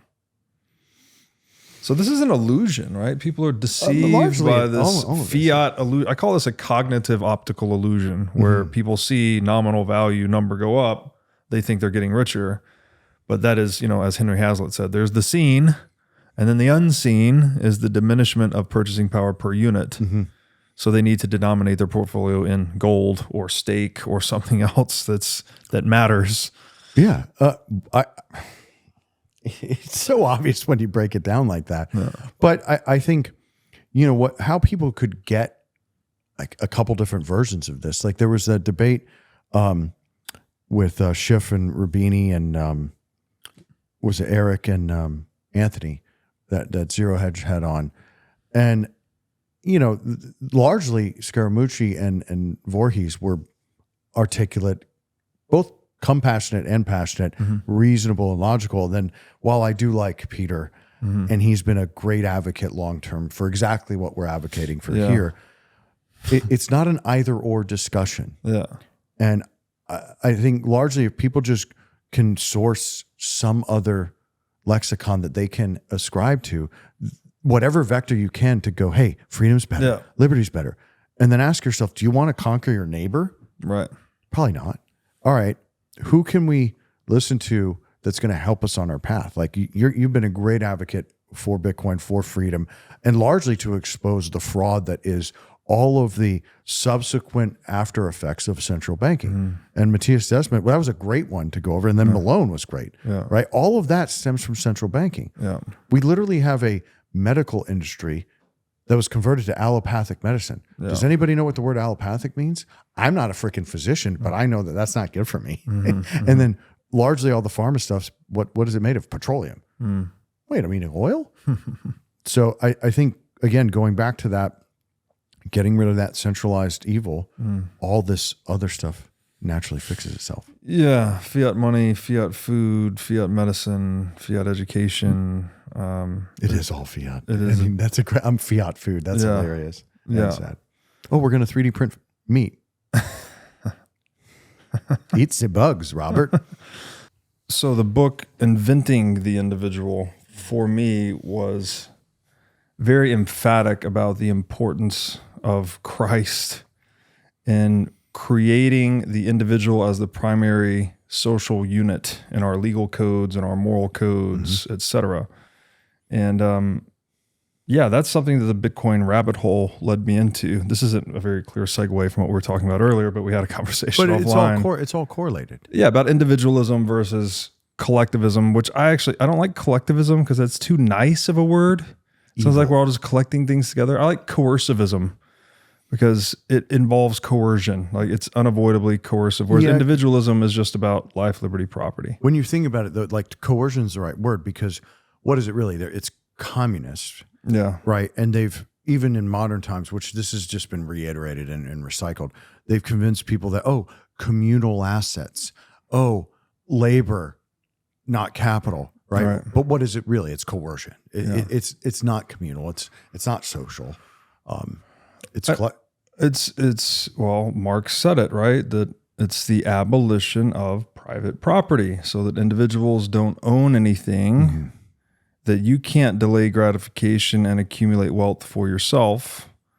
You instead have to work up to the extent of your ability and take to the extent of your need, which is obviously utter nonsense, right? Like who arbitrates what your ability is, who arbitrates what your need is. It ends up being just this power game, right? Of whoever to be the arbiter of who has what need and who has what ability. That becomes the primary incentive, rather than in a world of private property, the incentive is delay gratification, employ your ingenuity, be smart, accumulate wealth, and trade with other people that are also self-owned. Right. And wealth accumulation is not at the expense of anyone else. No, it's at the not a benefit of everyone else. zero-sum game. It's actually a positive sum game. Right. When benefits you have other people. sound money and a deflationary productivity and efficiency cycle. Yeah. And what else did Karl Marx say to attain the goals of communism? What was the central theme that was required? I know measure number 5 only from the 1848 Manifesto to the Communist Party, which was a central state monopoly on cash and credit. Which is a central bank. Which is a central bank. You cannot have communism without that. Yeah. And unfortunately, you've seen some of the most vulnerable people lose what is largely, their resource wealth of their region and the region of their forefathers. Like, I think perhaps Venezuela is a more unstudied version than the one we know from the Bolshevik Revolution in Russia. Obviously, Russia is very resource rich, but until the debasement of currency in Venezuela, they were top 5 richest countries. So why have we not seen thoughtful writers articulate the process and the history that's occurred there? And I think some economists have spoke out, but I also know some have been executed down there because obviously have ties to Latin America.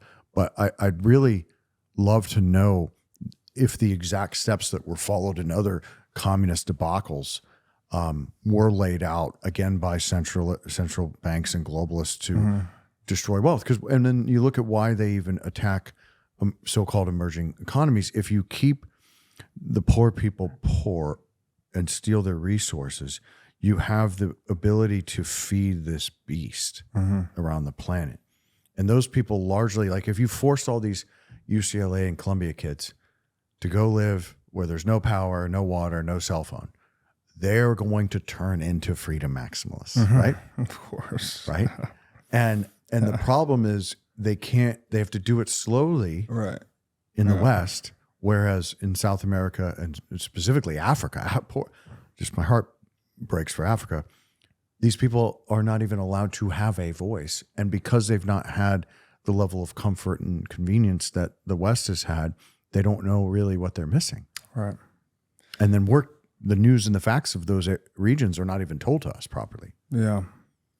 Yeah, it's Majat, as you were talking about Africa there, Majat Wade came up for me that she's very outspoken about this, that Africa needs capitalism, right? That's the solution to the poverty there. And so we talked, I think we mentioned John Locke earlier, and we have in the outline here, you're talking about his second treatise. And really the obvious idea, we've talked a lot about sound versus unsound money, but if you increase the supply of a thing, well, then you decrease the utility or value of the thing, holding demand constant, right? That's the very basic economic law at work with the debasement of currency, right? I guess the other wrinkle to that is you have one group that's getting it first and that's benefiting disproportionately from the group that gets it later, right? The Cantillon effect. Right, because they get to get assets first and cheaper. Right. So why do we have to keep re-experiencing or rediscovering this phenomenon? Why can't we? Is this just a matter of human nature not being able to restrain itself from the temptation of monopolizing and printing money? That people just, it seems like every few generations we kind of forget again. There is truth to that, right? And Jordan Peterson actually articulates some of the psychological frailties and then how to combat them properly. And I think that the way he's appealed to and diagnosed, not necessarily desperate, but depressed and largely unfunctional men and boys is definitely attributed to this fact, right? But I would argue as a historian, while we've seen debasement occur, not just in the era of central banking, I think what Locke largely attributes to is lack of consent, right? And people not knowing they have power with consent. And when they've lost the ability to consent to what they're going through, largely it just unravels from there, right? And it can be said absolute power corrupts absolutely. There's a lot of phrases that have been memorialized to describe this process. So I just think we know what the issue is present day. It is attributed to the central bank. The cycle that started in the 17th century is still the one today. Yeah. And they make up all kinds of funny terms for the way they debase it, whether it's the BTFD to bail out the banks recently and just beginning in 23, or it's quantitative easing, or it's monetary or modern monetary theory. Robert, question, what's modern about that? It's not modern, it's not monetary, and it's not a theory. Please, people, just diagnose the problem and then call out what the results of that problem are, and then you might figure out a way to fix it. What was the gentleman's name that the clip went viral of recently? The economic advisor to Biden. Yeah, Jared? gray-haired guy. I can visualize Jared it. something. I think we definitely need to put that in here somewhere. Jake can pull that up. I mean, I almost don't. I just can't take it anymore. How debasing it is that people who are in these positions of power, even if they're bad people and they're part of the collusion infrastructure and the coercion infrastructure, at least when they were masters of the universe, they did it by such sleight of hand we weren't as conscious of it. And then thank God for Elon and Twitter and then Rumble and Truth Social and your channel and others and Rogan and Jones and Tucker, all the people who are largely freedom maximalist centrists that pro-human, pro-humanity, pro-freedom. Yeah, this son of a bitch. Here's the guy. I mean, how dare you even be... And so The U.S. government can't go bankrupt because we can print our own money. It obviously begs the question, why exactly are we borrowing in a currency that we print ourselves? I'm waiting for someone to stand up and say, why do we borrow our own currency in the first place? Like you said, they print the dollar. So why does the government even borrow? Well, again,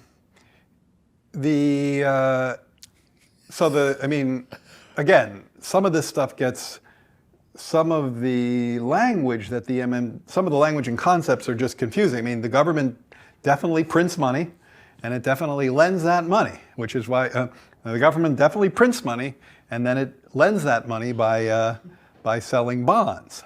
Is that what they do? That would be borrowing, right, Robert? That would be borrowing, not lending. They sell bonds. Yeah, they sell bonds, right? Because they sell bonds and people buy the bonds and lend them the money. Yeah. So a lot of times, at least to my ear with MMT, the language and the concepts can be kind of unnecessarily confusing, but there is no question that the government prints money and then it uses that money to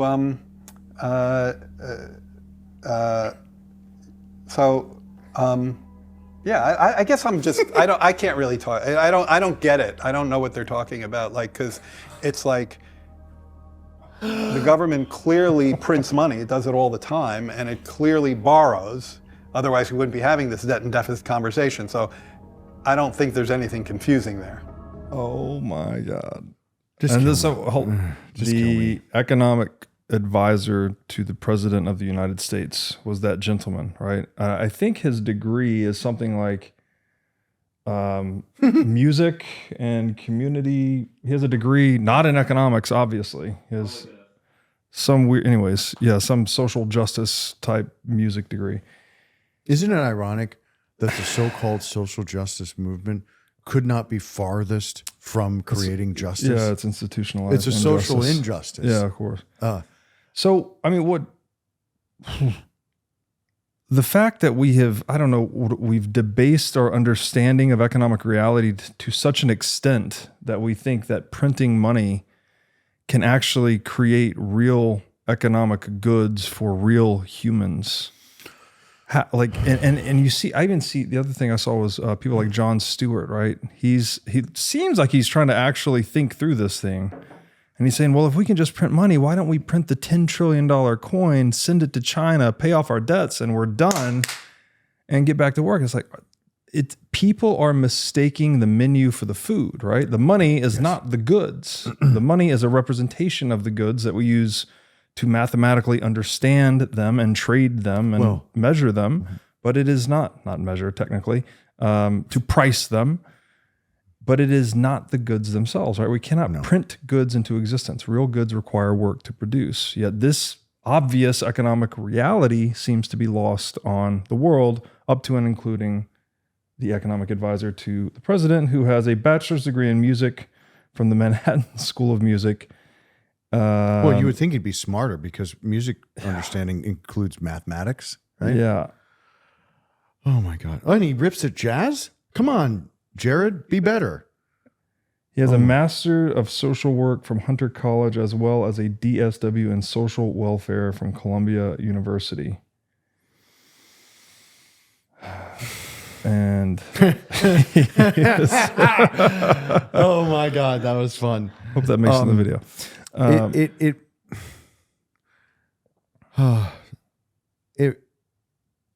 I have no words, dude. It's like, let's just get rid of the central bank. Let's get rid of the Department of Education. Let's get rid of Social Security. Let's get rid of Medicare. Let's get rid of a standing military. Let's enact term limits, ban lobbying, have all offices that are running have public financing for their campaigns, and see where we land. So people that would hear you say that and say, "Oh my God, this guy's a right-wing, crazy anarchist, alt-centrist." How do you respond to that when you? I try to think about this through the ears of someone that is, doesn't know anything that we talk about. That sounds like, to that ear, to me, a recipe for disorder. Well, how would that actually play out if we were to abolish these things? Is a form of order.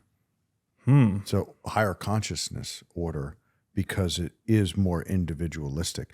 I think the problem again is definitions, and I'm not a biologist, but I do know that anarcho-capitalism is the most decentralized version of an infrastructure of liberty, of aligned incentives, and of freedom of choice and participation via consent. It is not Mad Max, right? That's dystopia as a result of central banking, largely. Right. Yeah, and etymologically, anarchy is anarchon, no ruler. Thank you. No centralized rules. government. Rules we can establish. We have rules right now, right? We're using English. We're using grammar. You're on my property. You're being respectful. Like, there's all kinds of rules that are always in play. Said and unsaid, yeah. Right. So it doesn't mean no rules. It means no rulers, right? No asymmetric imposition of willpower, basically. Correct. Yeah. And the absconding of property rights from largely everybody else but the rulers. Yeah.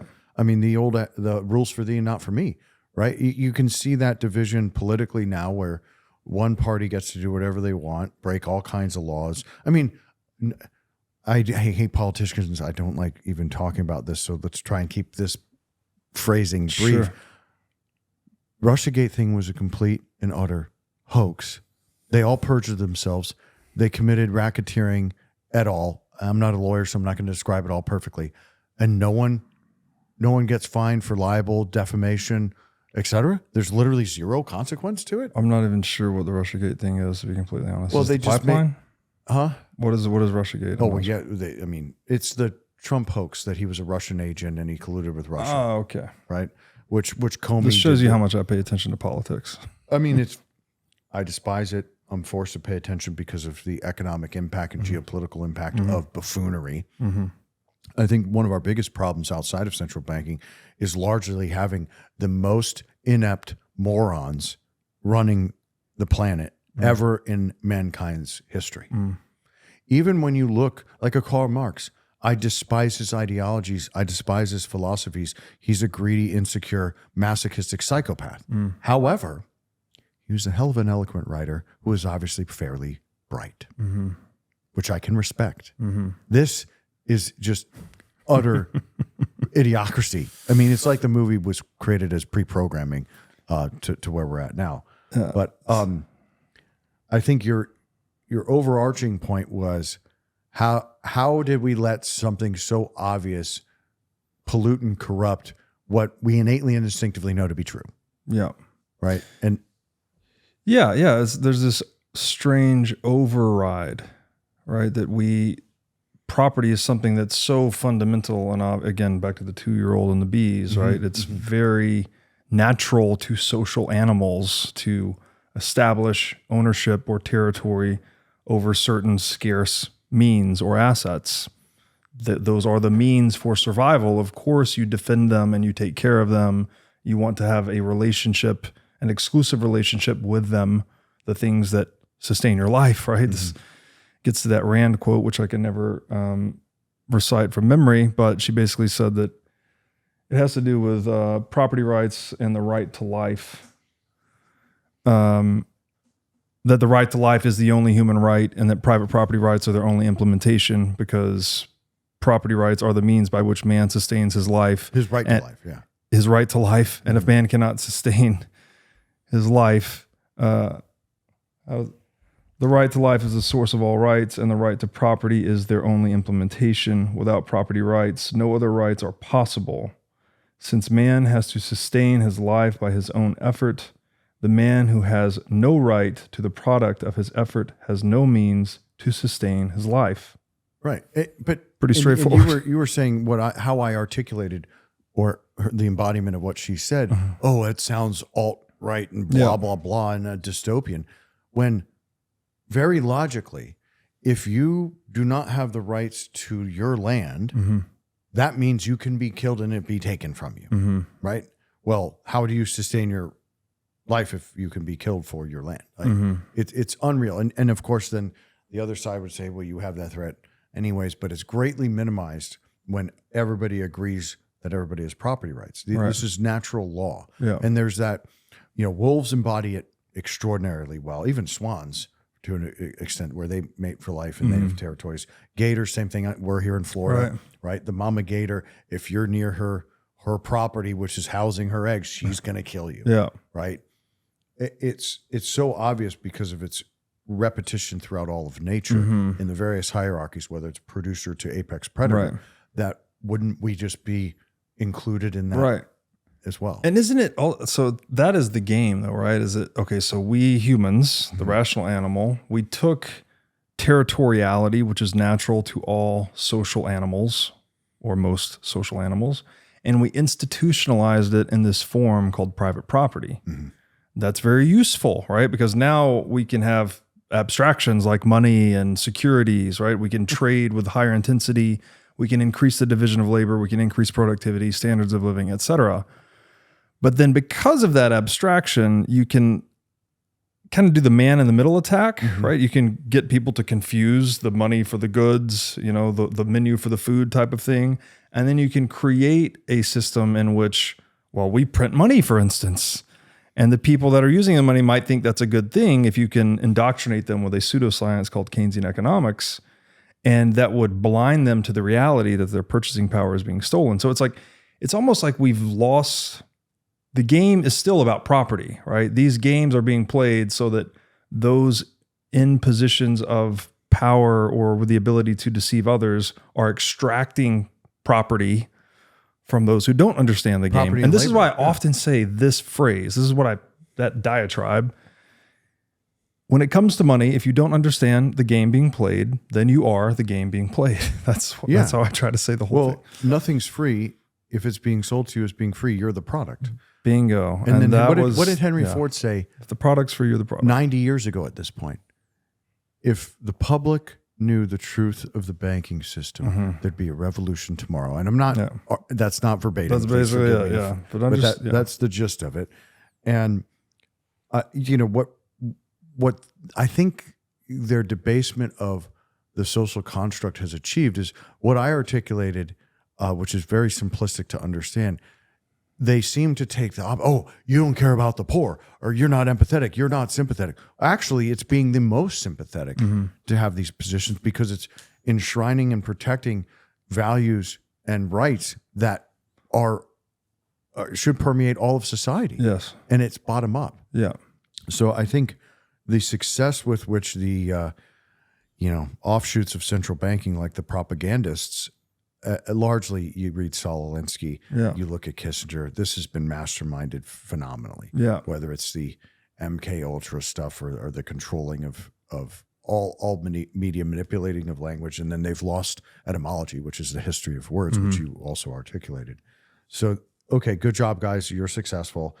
But the appeal that we're trying to make to our friends, family, and citizens of the planet is that, look, these things are very, very simple to understand. They've been written about throughout all history by Herodotus, Cicero, Plato, right? What tyranny reigns when good men do nothing. Yeah. This is how we all got here. And then the modern version over the last 344 years, to be almost exact, is the era of central banking, which largely is the embodiment of all the evils all the way from the beginning of mankind's modern history to now, right? Like Tower of Babylon. It all is led to here. And we either allow this to go way too far, which likely is a, depopulation type event through war, famine, et al., like it always does, or we can just opt out peacefully into Bitcoin and then try and convert as many as we can to truth, reason, and light, and have wisdom of others, which has been beautifully articulated over those 400 years, so that we know the warnings, we know the perils, and we know to restart the system. So in this world, right, where you're describing the abolition of many centralized institutions, the Thomas Sowell quote comes to mind here too, that I think he said, here's another one to look up, Jake. The welfare state is the oldest game in the world. You take some people's money away quietly and you give it to other people flamboyantly, something like that. Like the state's not actually giving you anything for free, right? It's all stolen. So if we take down those structures and we move into this world. Oldest con game in the world. Yeah, the welfare state is the oldest con game in the world. First, you take people's money away quietly, then you give some of it back to them flamboyantly. Thank you, Thomas Sowell. He is the greatest living economist on earth. Yeah. Bar none. Would love to get him on the show, but oh my God. I think he's in his like 90s now. years old. Yeah. I'd like to thank my friends at Swan Bitcoin for their long-standing support of the What is Money show.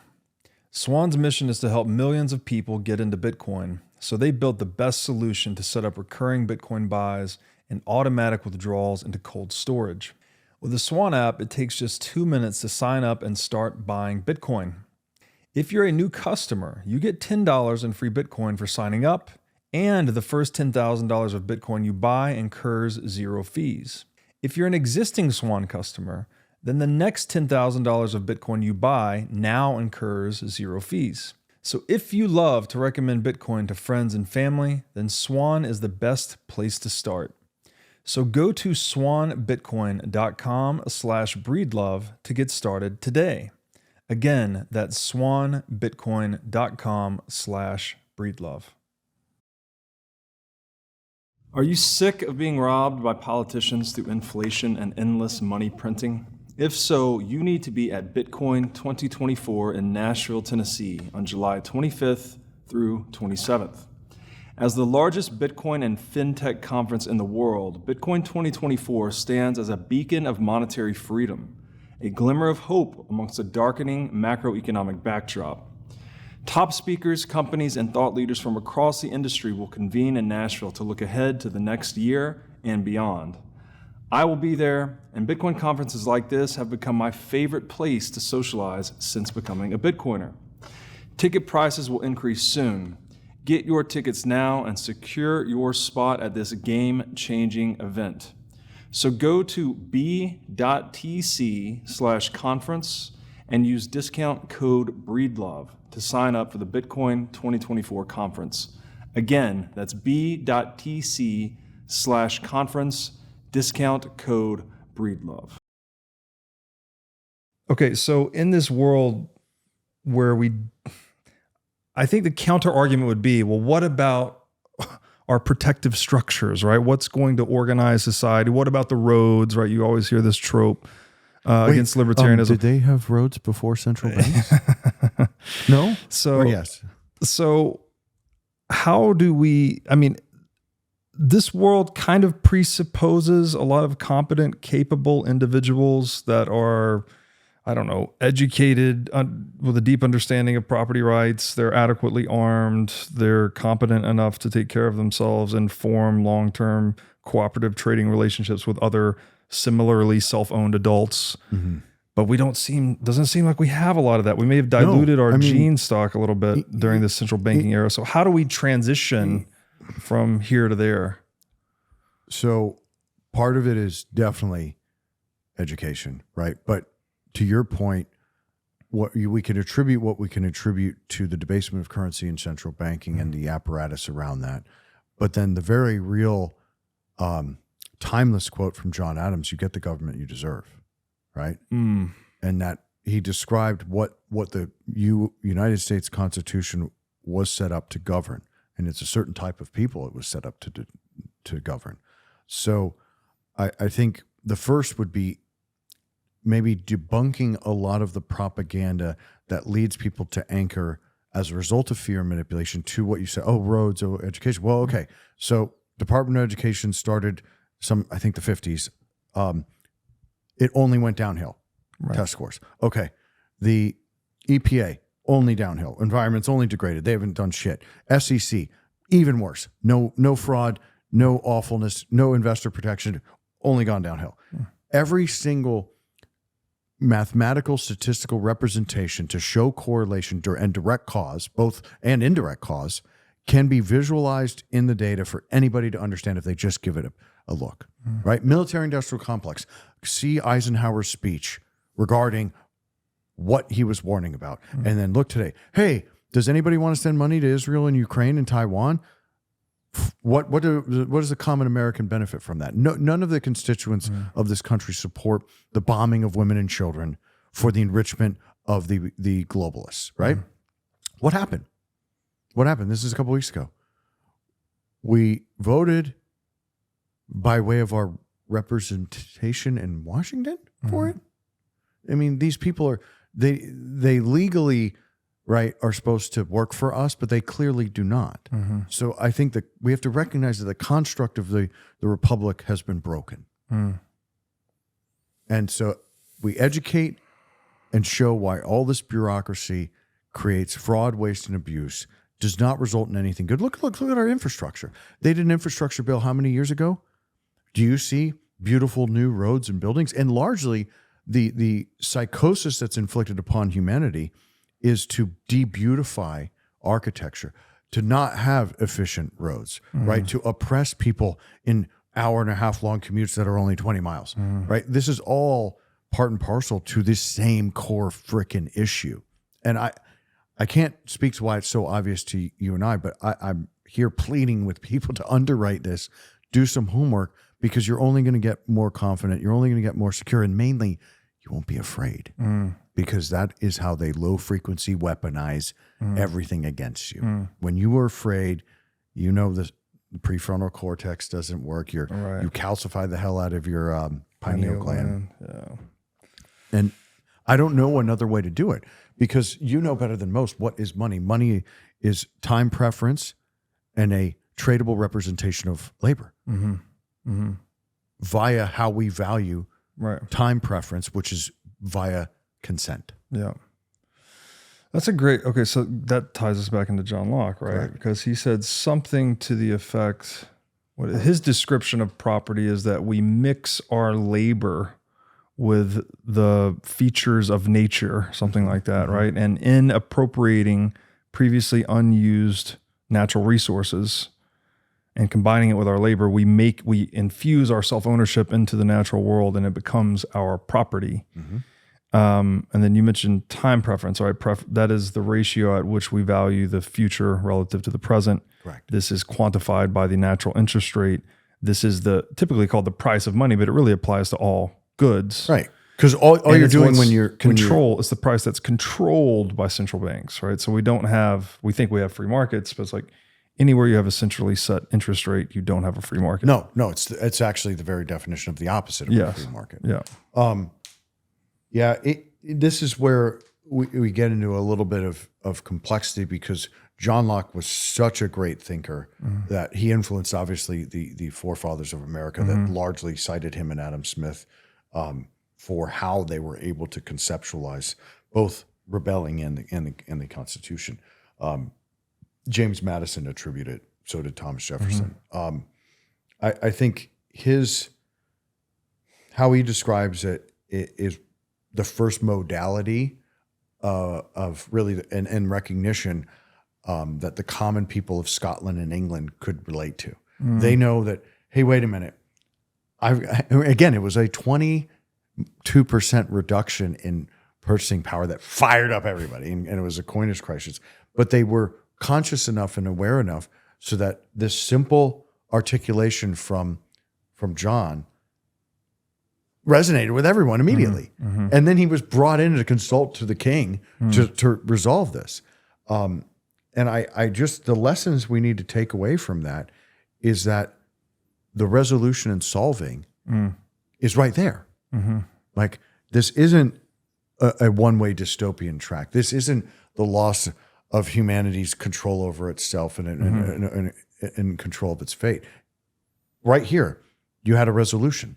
And maybe it only lasted n number of years, but these are, again, creating sample sets with which we can reference. Right. And we're very fortunate and lucky to have authors like him to, maybe emulate and then reconstruct the basis of society. And we know that, hey, Bitcoin can actually serve as the pristine collateral layer of the world with which everything else can trade frictionless on top of. It literally is you just take away central banks, plug in Bitcoin, boom, done. The decentral bank, basically. The decentral bank. I mean, maybe you don't give it bank.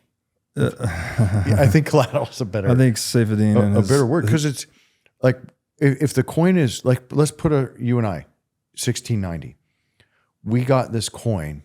We know that like 11% was taken out. We're unsure of how to deduce what current percent is, right? And then what happens to you and I's transaction ability? We hesitate, which makes us lose time, which costs us labor, which costs us capital, right? This is the whole raises time preference. Yeah, this is the whole hamster wheel that debasement puts on human beings. Yeah. When we know the cost of money, the price of money in both time and in quantity, everything just flows smoothly. Right. And that sound money, again, creates deflation through productivity and efficiency. Yeah, so it's inhibiting economic rationality, right? That we cannot deal with one another in a commercial sense, which is the way we deal with most humans in the world, right? There's a handful of people that are close to us that we're not negotiating and trading with, but with the vast majority of the rest of the world, you're basically communicating or interacting with them through money, like the vast 99.9% of the world. If you then, I guess, combine, so you define money as tokenized human labor, essentially, and we have Locke's definition of private property, that it's something like combining the energy of human labor with nature, something physical, essentially. Right. Yeah. And so then the central bank, through monopolizing and printing money, then they're not providing any productive work or labor, yet they're creating new units of money that can acquire the fruits of productive human labor. So isn't this just a classic? From an energy standpoint, this is vampiric, I guess. I don't know the right word. Like you're milking the energy out of the system. There are many words for it. Usury is one, demonic is one, vampiric's one. It's largely, from a benevolent standpoint, it's largely to keep the rat race going, to contain, right? And then on the most skeptical, dark version, it's feeding another dimension, this negative frequency, low frequency energy, right? So I'm not saying which is which, right? Like, largely they're just descriptions of the same thing in different words. But to me, it all of these natural laws are distorted. All of these property rights and natural liberties are distorted. And then when removed for long enough, we then are not even conscious of them, right? And that they're innate to us, and that it makes society so much better. Then you steal history from people, you rewrite it, you poison them, yada, yada, yada. Like you miseducate, you propagandize, you gaslight, And then people just don't even know what the truth is. Largely, if you just gave people some element of the great works of humanity, the consciousness level would rise immensely. And then we'd be able to have a much more robust dialogue rather than some of the population looking at us going, oh, you guys are nuts. No, we're trying to help you. We already accept what's going on here. We're conscious of it. We're trying to propose solutions so that our children and their children do not have to be oppressed by this. Yeah. There's no other way to describe it than oppression. And it is also theft. So I think what you were meaning to say is you're asset stripping and you're stripping time. Yeah, you're stripping human labor, ultimately. If it's tokenized human labor and you're printing new units of it, but you're debasing I just call it purchasing power, but I guess you could call it human labor, right? The aggregate goods that have been produced but not yet consumed, right? So the monetary savings that reflect real economic savings, which is the stuff in the world. Well, if one group can print it and another group can't, then obviously they're stealing from the group that cannot. And so aren't we then just advocating, this is a game, right? Economics is a game. All of this, we're playing games with one another, trying to figure out how to satisfy consumer wants better, faster, cheaper. The points are awarded in money, basically. But if you have one institution that can just print points, well, the whole game becomes distorted. And so instead of having this positive sum game where the consumer, right, the guy that the person who needs something solved and is willing to trade something consensually for that solution, when that incentive becomes undermined, then that positive sum game, positive sum meaning we increase the output per unit of input, right? The GDP per capita, whatever your metric is here, right? Human flourishing, basically. Positive sum, human flourishing go up. We're breaking the scoring system or breaking the rules more fundamentally if we're breaking private property, such that that game begins to degenerate and become a zero-sum game, I guess at worst, where basically someone's win has to be someone else's loss, right? So moving from a world of win-wins to a world of win-lose. And that is what I think libertarians are advocating for. So we're just saying fixed rules, fair playing field, level playing field. It naturally fixes itself. Yeah. And I really even wouldn't, because the political thing it is an illusion, right? And it's a way to divide people. So, libertarian, anarcho-capitalist, alt-right, alt-left, like it's all largely bullshit, right? These are fundamental natural laws. Yeah. This is not debatable. This is endowed by the creator, unalienable rights. And when you debase currency, you debase values, right? And there's this cycle, like whether it was Berlin, Weimar, or it's currently, there's a movement of androgyny, and there's just like this total grotesque loss of values that occurs. And it's right in front of us, and that makes the discussion that we're having timely, because it's not just what is money, right? Money is what we decide money is. It's largely subjective. From an economic theory standpoint and a historionic standpoint, we could define it as a tradable increment of labor. Cool. Yeah. But it's all the ancillary problems that occur when you have no sound money that really destroy everything. Right. Right. Where I would also argue, like, people are like, oh, we have Starbucks, and I'm not shitting on Howard Schultz. He's a good dude. I like the product. We have all these things under this system, but guess what? We would have infinitely more, because you actually narrow the scope of goods and services provided also when you debase money. It doesn't increase them, because people misspeak, and I'll debate them till the cows come home, that credit creation is good for an economy. Absolutely not. And just the misallocation of resources creates, I think it's 71% of the S&P are zombie companies. What does that mean? They have to continually refinance debt to stay afloat. Right. How is that a positive thing? And then here's what happens when you siphon everything up to these large oligarchical corporations. When they need to meet their stockholders' demands, what do? Citi, a couple months ago, fired 10% of its entire workforce. Do you think they give a shit about you? Absolutely not. You're just numbers. Yeah. And that's where that debasement of value stems from.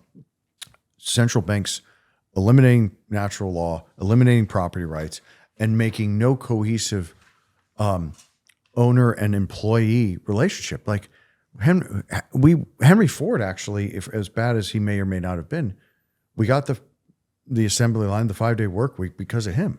Yeah. Right? People were just working till they were dead, basically. Yeah. That was a good thing to have happen for humanity, and it happened not in a central banking era, right? He actually was largely against them. Yeah, he was. So we have been perhaps indoctrinated with this belief that we need some form of top-down control to make society function properly. But the anarcho-capitalist / libertarian argument is that is not the case, right? That No, actually it isn't the case. Scroll down a little bit, Jake. So you've got two things there. End of truth. The most effective way of making everybody serve a single system of ends toward which the social plan is directed is to make everyone believe in those ends. That's exactly what you were just saying. Right. And then look at point 3. Totalitarian propaganda destroys all morals in order to induce people to accept the official values. These must be justified or shown to be connected with values already held by the people. Do you realize that these writings are from hundreds of years ago? Right. Like, put that into, how obvious is that statement? Right? And this process involves creating myths to justify actions. Right. Oh my God. And that's where just us educating by discussing the great works of great authors who are literally describing what is obvious to almost everybody. Yeah. Anybody not subject to the poison of communism. Yeah. I hope will bring together more people, or our whole point in doing this is worthless. So, yeah, it was Plato, I think, said this, it's the storytellers that rule society, right? So to that last point where you have to create myths to, and I don't like myths actually, because we've polluted that word and identified it with untruth. Or I think mythology, like in the actual sense of, religion and ancient mythology, these things are actually very useful. Correct. They're a bulwark against totalitarian pseudo-religious ideologies, right? The fact that, Solzhenitsyn wrote about this, right? The people that had a deep conviction in God were those that were most robust in the gulags and all of this. So the belief in God is protection against belief in GOV, as Balaji once put it. And I thought that was pretty insightful. I like to get a little more spiritual. There's actually, if you look at some great Hindu authors, write about Christ consciousness, right? Yeah. This isn't like regional to Western Europe or and where it birthed really out of Egypt and Israel, because Christ was in Egypt studying and then went to India also. Again, for us, it's a little easier because this seems so obvious. But to me, if you understand that rights are endowed by a creator, you then have a higher propensity to understand the origins of natural law and why that law was created by both laws of physics and metaphysics. Yeah. And then it's the construct of all, food pyramids, essentially, right? And we are part of nature, right? Whether you believe in, something a little bit deeper than that, it doesn't really matter because we're in the food column, right? I talked to Richard Dawkins a couple of weeks ago, had him on the show. The guy is a devout atheist, obviously, right? He's like the king of rational atheism. Which is a religion in and of itself. Yeah, he recently said, that created a bit of a shock, that he considers himself culturally Christian. Interesting. Right? That he actually embodies the norms of the Judeo-Christian West, right? That he's respects private property and, the individual and all of that. And so I want to be careful too, because you say that individual rights that we're endowed with by our creator, I think there's a way to take that even in a totally non-theological sense, like even something Richard Dawkins could appreciate. So one of the things that came up in his book was that the 64:21 ratio in the mapping of the genome I'll have to look up exactly what this was, but there was a 1 in 1 followed by 15 zeros chance that all life did not descend from one ancestor, right? So when we say creator, I don't mean guy in the sky. Like, sure, you can have that interpretation. I'm literally just quoting I'm not taking it away from the that. forefathers. Yeah, with that. no, you are. You're quoting the forefathers, but I want to, just for the audience, right? Because sometimes people get very critical when I talk about God or whatever. It's like, okay, fine. Take it in the rational atheistic perspective. The single ancestor of all life on earth. Right. Source. Well, all social life on earth, there might be some asterisk to this, but predominantly all social life on earth exhibits territoriality, as we have discussed. Go hit a beehive with a stick, see what happens, right? That's all private property is, right? So this, when we say natural law, like I think you could take this in a very rational, atheistic, natural lens and say private property is natural in a Darwinian sense, just as it is natural in more of a theological founding fathers, Judeo-Christian Western civilization sense, right? It's true in both senses. And we say Judeo-Christian because that's what is more modern and timely, but it was there in feudal times. It's not like the Mongols didn't have that or the samurai didn't practice that. Right. Like when I say endowed by the Creator, I'm actually meaning that the same properties that we associate with the laws of physics also enshrine the property laws. These are essentially equations. Right. Yeah. And that is, why is that tricky for people? Like, what is, because everyone wears clothes, for instance, right? If, the people say this, right? Oh, I'd give that person the shirt off my back. It's like, okay, great. You would do that consensually, right? But does that justify someone to be taking the shirt off your back to give to someone else? Like, you wouldn't want that. So why would you want any of these other institutions that do that at scale? I largely believe that most are not conscious of it. There's an element that we're in some kind of construct, right? And there's an element that there are those who have the dial-in capability through their uncalcified pineal gland, or those who study and raise their consciousness through awareness, those who are high consciousness and spirituality that feel it, sense it, or clairvoyance, or, you could keep going down the line of those who are able to dial into what the truth or close to the truth is. And then there are those that are not. And I think looking from a sports physician and physical therapist standpoint, we're sitting all day, we're eating not food. It's not that hard to fathom that plus 50% of folks don't have the capacity or wherewithal to deduce complex societal issues, or maybe even state or see the obvious, right?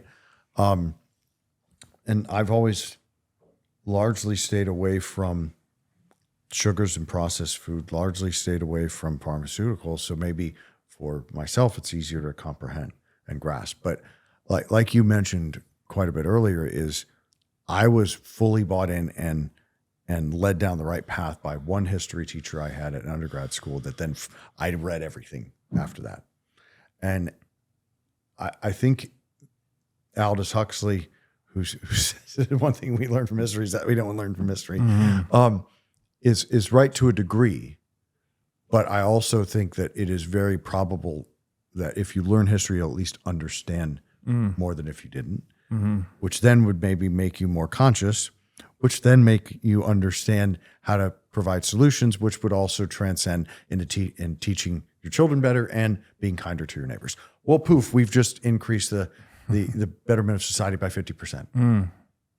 Which is Christic, right? Love God above all else and love your neighbor as thyself. And if people would actually do that, again, doesn't matter if you believe, if you don't believe, if he ever existed, if he didn't exist, if you just universalized that pattern of action, we would actually have probably the best world we could have, right? And again, the word God here could just mean the unknown or the single ancestors. Like, it could be just love ET. life, It could basically. Love the process of life above all else. and it's a love your pro-human, pro-life aspect. exactly, And then not the political version of pro-life, exactly, obviously. right. But you see from modern day, the people who are the antithesis of that, they are self-avowed transhumanists. Exactly. Right. So, okay,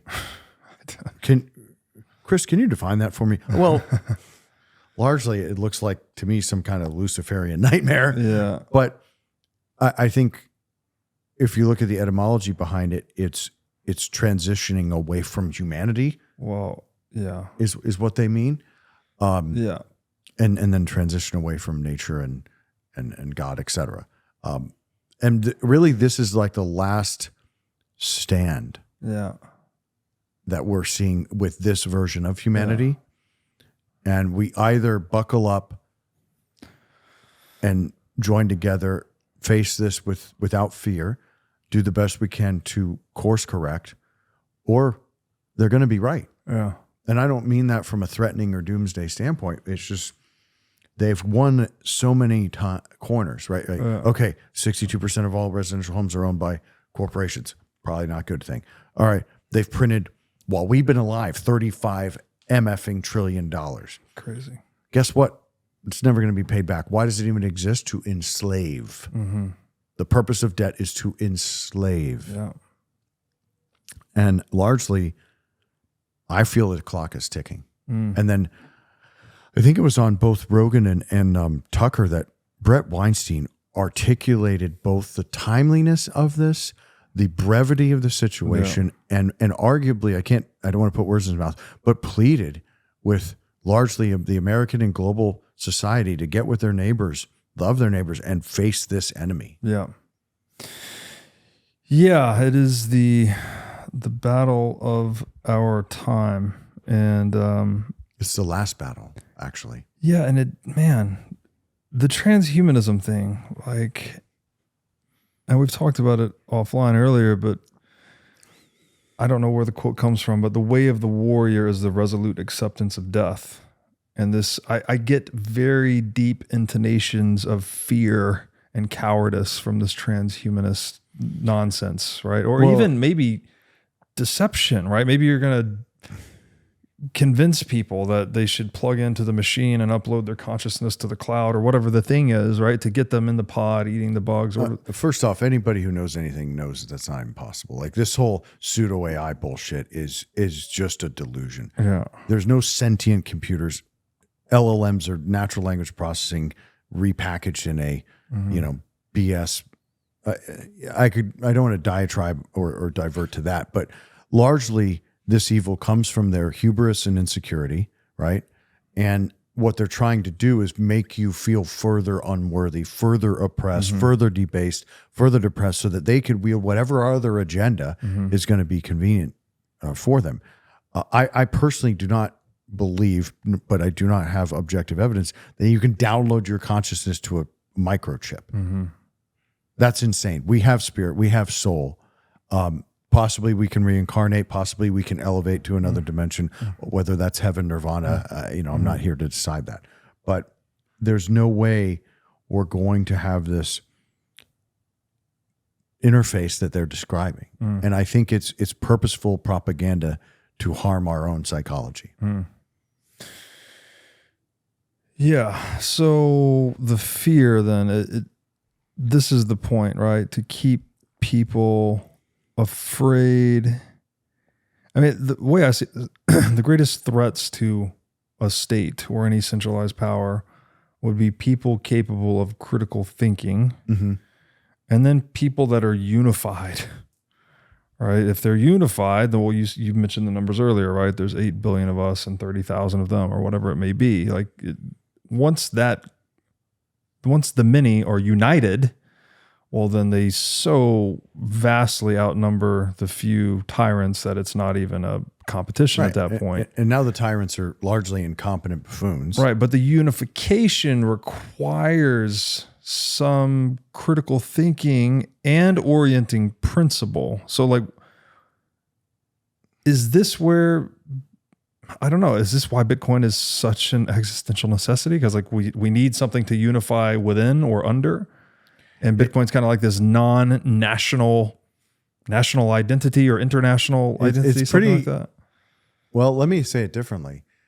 It's not ironic that those who have been so-called orange pilled are not advocating for self-interest. They are advocating for a reconfiguration of the financial system and a reconfiguration, really a decentralization of oligarchy and government. Because there's a direct correlation to happiness for humanity and freedom, right? These are seesaw equations. I think that's probably a better feature of the asset itself than the wealth creation that it has occurred in it already. And I think you have had a lot to do with, Sailor's had a lot to do with it, but also like for me, as soon as I was aware that it existed because of my historical background, I was like, poof, oh, sound money, done. And then this happening was so exciting because now it's official, it's the hardest money on the planet. It's the hardest money we've ever seen. Right. And By a factor of 2. Yep. Yeah. And what an amazing benefit to be alive to bear witness to that. Because without it, you know, I love you like a brother, but we wouldn't even be able to be sitting here having this conversation. No, of course. You know, like, and that makes me sad. Yeah. But again, let's focus on the positives because this gives us an opt out. Yeah. And I would always advocate for nonviolence and just opting out and saying no. But you are correct that warrior mindset is the threat to them. And, you know, the samurais resisted getting taken over by the Huns and the Mongols, right? Multiple times. They were outnumbered, I think 30 or 40 to 1. Yeah. And then you are part Viking. I have Danish in me as well through the Irish lineage. And you know what the Norse believe, that you cannot enter Valhalla unless you die fighting, right? It doesn't have to mean the physical death. Sure. It can mean the philosophical or the spiritual, right? Where you can be reborn, right? And the born again Christian is a good modality to look at where we are now. We just want to have born again freedom maximalists, which doesn't harm anyone. Yeah, I would say you're absolutely right. We need to unpack terms, right? When I invoke the term warrior, I don't mean someone that's going to war and fighting necessarily, like it could be, but I would consider Gandhi a warrior, right? He was a warrior for human freedom. Martin Luther King. Christ, right? One of the greatest warriors for human freedom of all time, because engaging in the spiritual war for enshrining a deep respect for life, liberty, property, right? And love for fellow humans, right? And, you know, I don't know. It's language always seems to be limiting in this way. Maybe we shouldn't use the term warrior. I'm actually, when I say the way of the warrior is the resolute acceptance of death, I'm quoting someone. I don't know who it is. Maybe it's Sun Tzu or someone. I think it is Sun Tzu. But that when I invoke the term warrior, that's what I mean. I'm not advocating for violence. You know, it's like quite the opposite, actually. Like, I think this is why Bitcoin's so amazing, that it is this bloodless revolution, right? There's opening lines to the song by the Police called "We Are Spirits." That's from Samurai. Musashi, one of my other favorite warrior philosophers. This is one of the, and now he's a real fucking warrior. He had 64 sword battles in his life, and he all to the death, and he lived to be the ripe old age of whatever when he wrote the Book of Five Rings. So yeah, that guy's a real warrior. But I don't think you have to be a killer to be a warrior per se. The lyrics I was about to cite from the song by the Police. Don't stand so close to me. It's the opening lines to "We Are Spirits in a Material World," and it says, "There is no political solution to our troubled evolution. Have no faith in Constitution. There is no bloody revolution." Right there, we're never going to fix this problem politically. Like, we're not going, because politically, you're not going to fix the problem of private property rights. Well, politically, again, we have to define terms. You're not going to fix private property rights by violating private property rights. Well, you mean it's not going to have we're not going to have a new state, a new system of inflation, taxation, regulation that's going to enshrine private property rights, because all of those things are a violation of private property rights.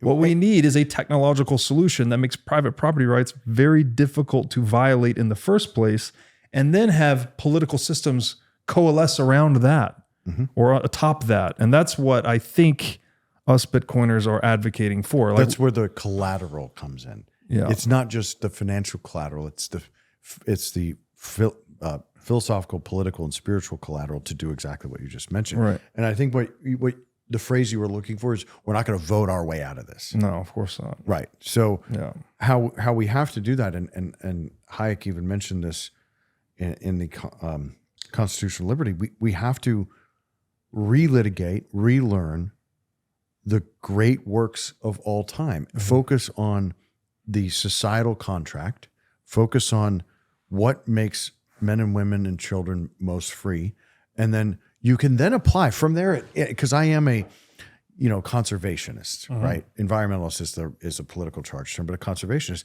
You can then apply all of the concern for holistic environmental causes, right? And conserve and sustain all of your. You think what monocrop farming works when it's all owned by one? No, obviously it doesn't. Well, then how do you then upend that? Well, the beginning piece of that is end the central bank. Yeah.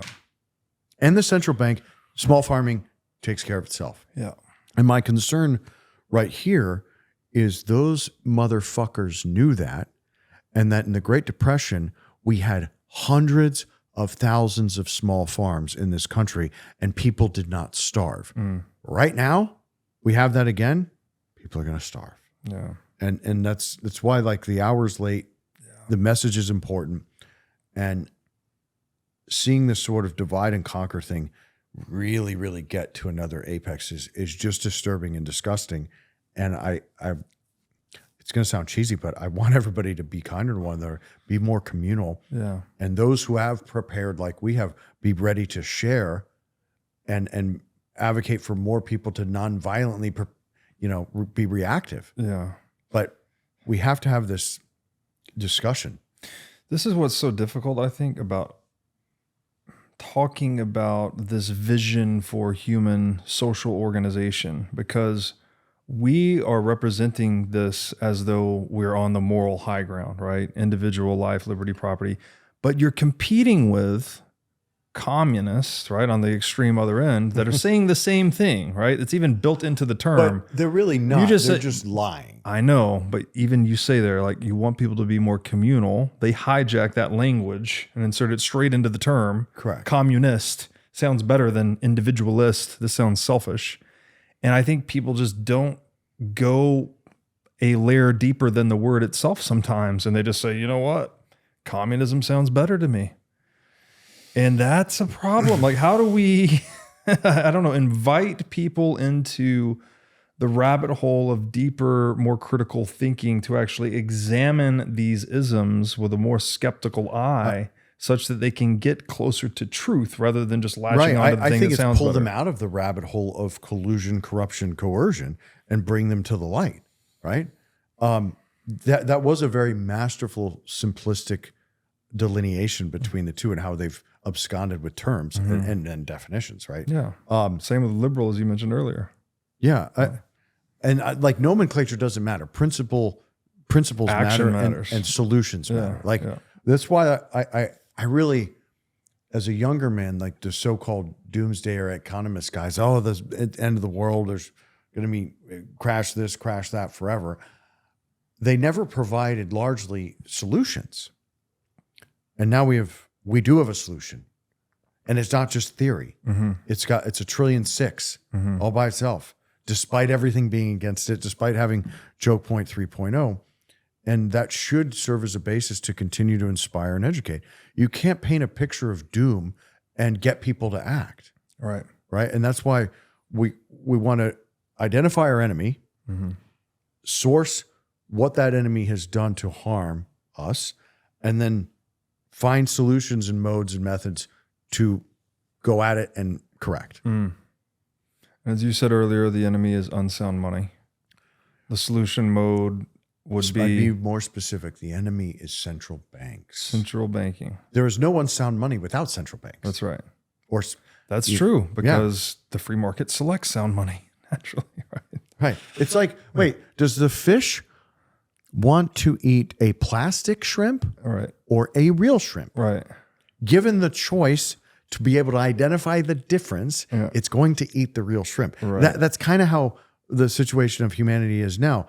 You look at a lure shrimp. A bait and switch. Yeah. Yeah. And, you know, Which the dollar is, right? The dollar was gold and now it's not. So it's a bait and switch, right? There was a real shrimp there and now there's a plastic shrimp, Fiat shrimp. Fiat, I think it might be too obvious for us, but I don't know how to repackage it or further unpack it in a way that's easier to understand it.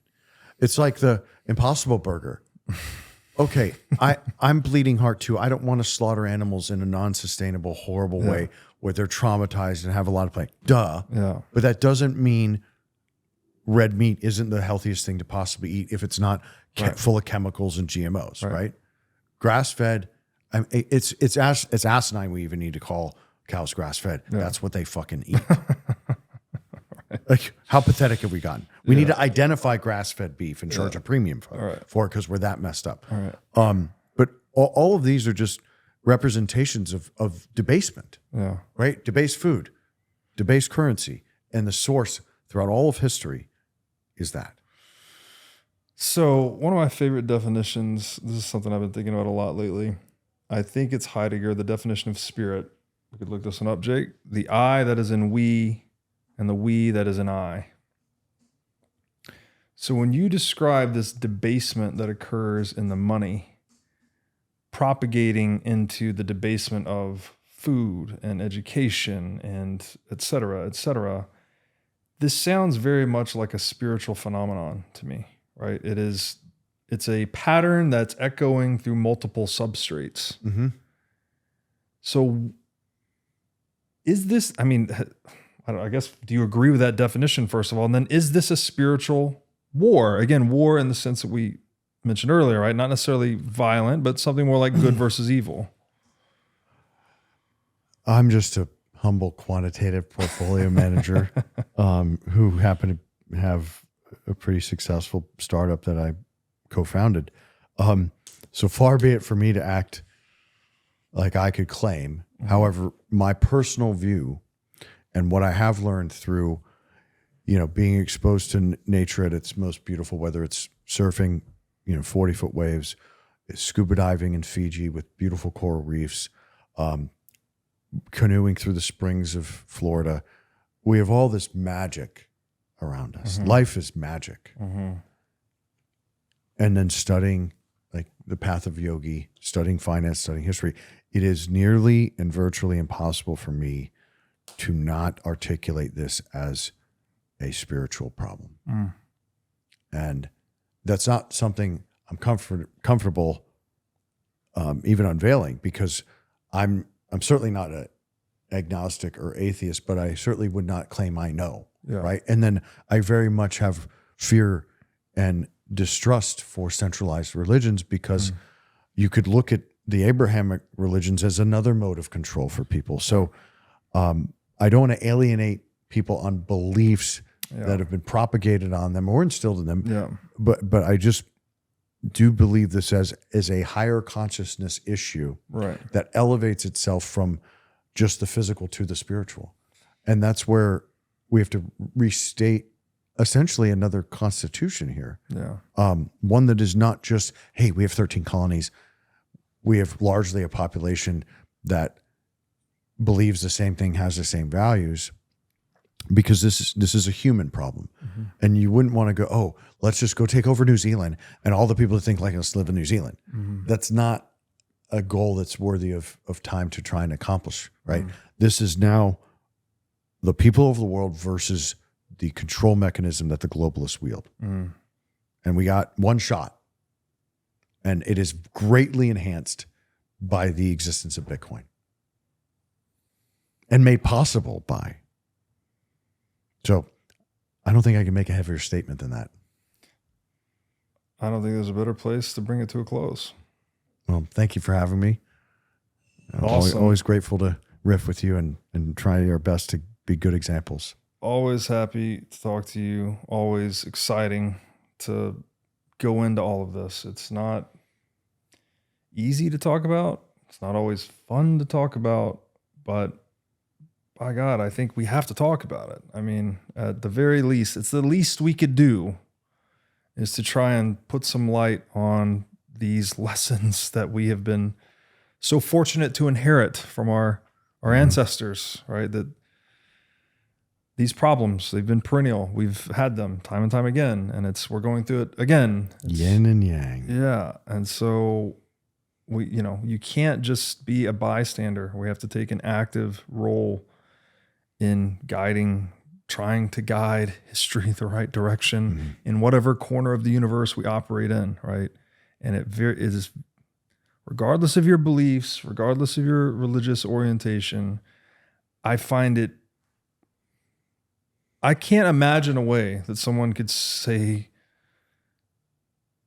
take a position that was anti-life, liberty, and property, right? I can't fathom that. I mean, sure, you can create all this intellectual mumbo jumbo about why we need to violate property or coerce. Like, there's a lot of that stupid stuff I have to argue with people on Twitter all the time. For the greater good. For the greater good. It's always some ephemeral thing. One of the most evil phrases I've ever heard. Right.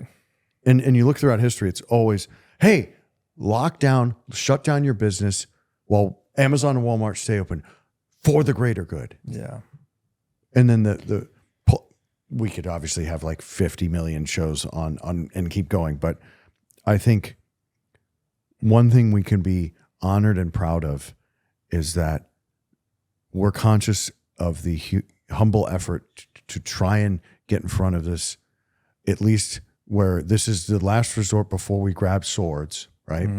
And that I'm confident that my heirs and bloodline, if they're still alive after this, will at least go, hey, I'm proud of my father and his friend Robert. And arguably that's enough for me, but yeah. No, that's beautiful. And I hesitate to say it because that term has been so destroyed, the greater good, but maybe we could say in the true sense of the greater good, like the goodness that actually benefits humans everywhere, every when, now and forever. That is Bitcoin, right? Bitcoin is that greater good. It is that level playing field. It is that inviolable private property right. It is this universally accessible network. It's a fusion of so many things, right? It's a public utility that facilitates the transfer of private property. Like, it's almost a paradox when you say that, yet it is what upends all of these tyrannical structures we've talked about. And it's just doing that by enabling life, liberty, and property. It's a shining light, an example. And like, people be critical. Oh, you sound like some kind of priest, Robert. Well, guess what? Well, the smartest hackers on the planet have tried to break this apart. The most evil institutions and governments have tried to hamper and destroy this. And it is the most secure ledger, which you could argue is also like a book recording history, right? Yeah. We have ever seen in now the hardest form we've ever seen. So even if you don't believe all the minutia, it's the best shot we got. Plain and simple. Boom. Thank you, Chris. Yeah. Thank you.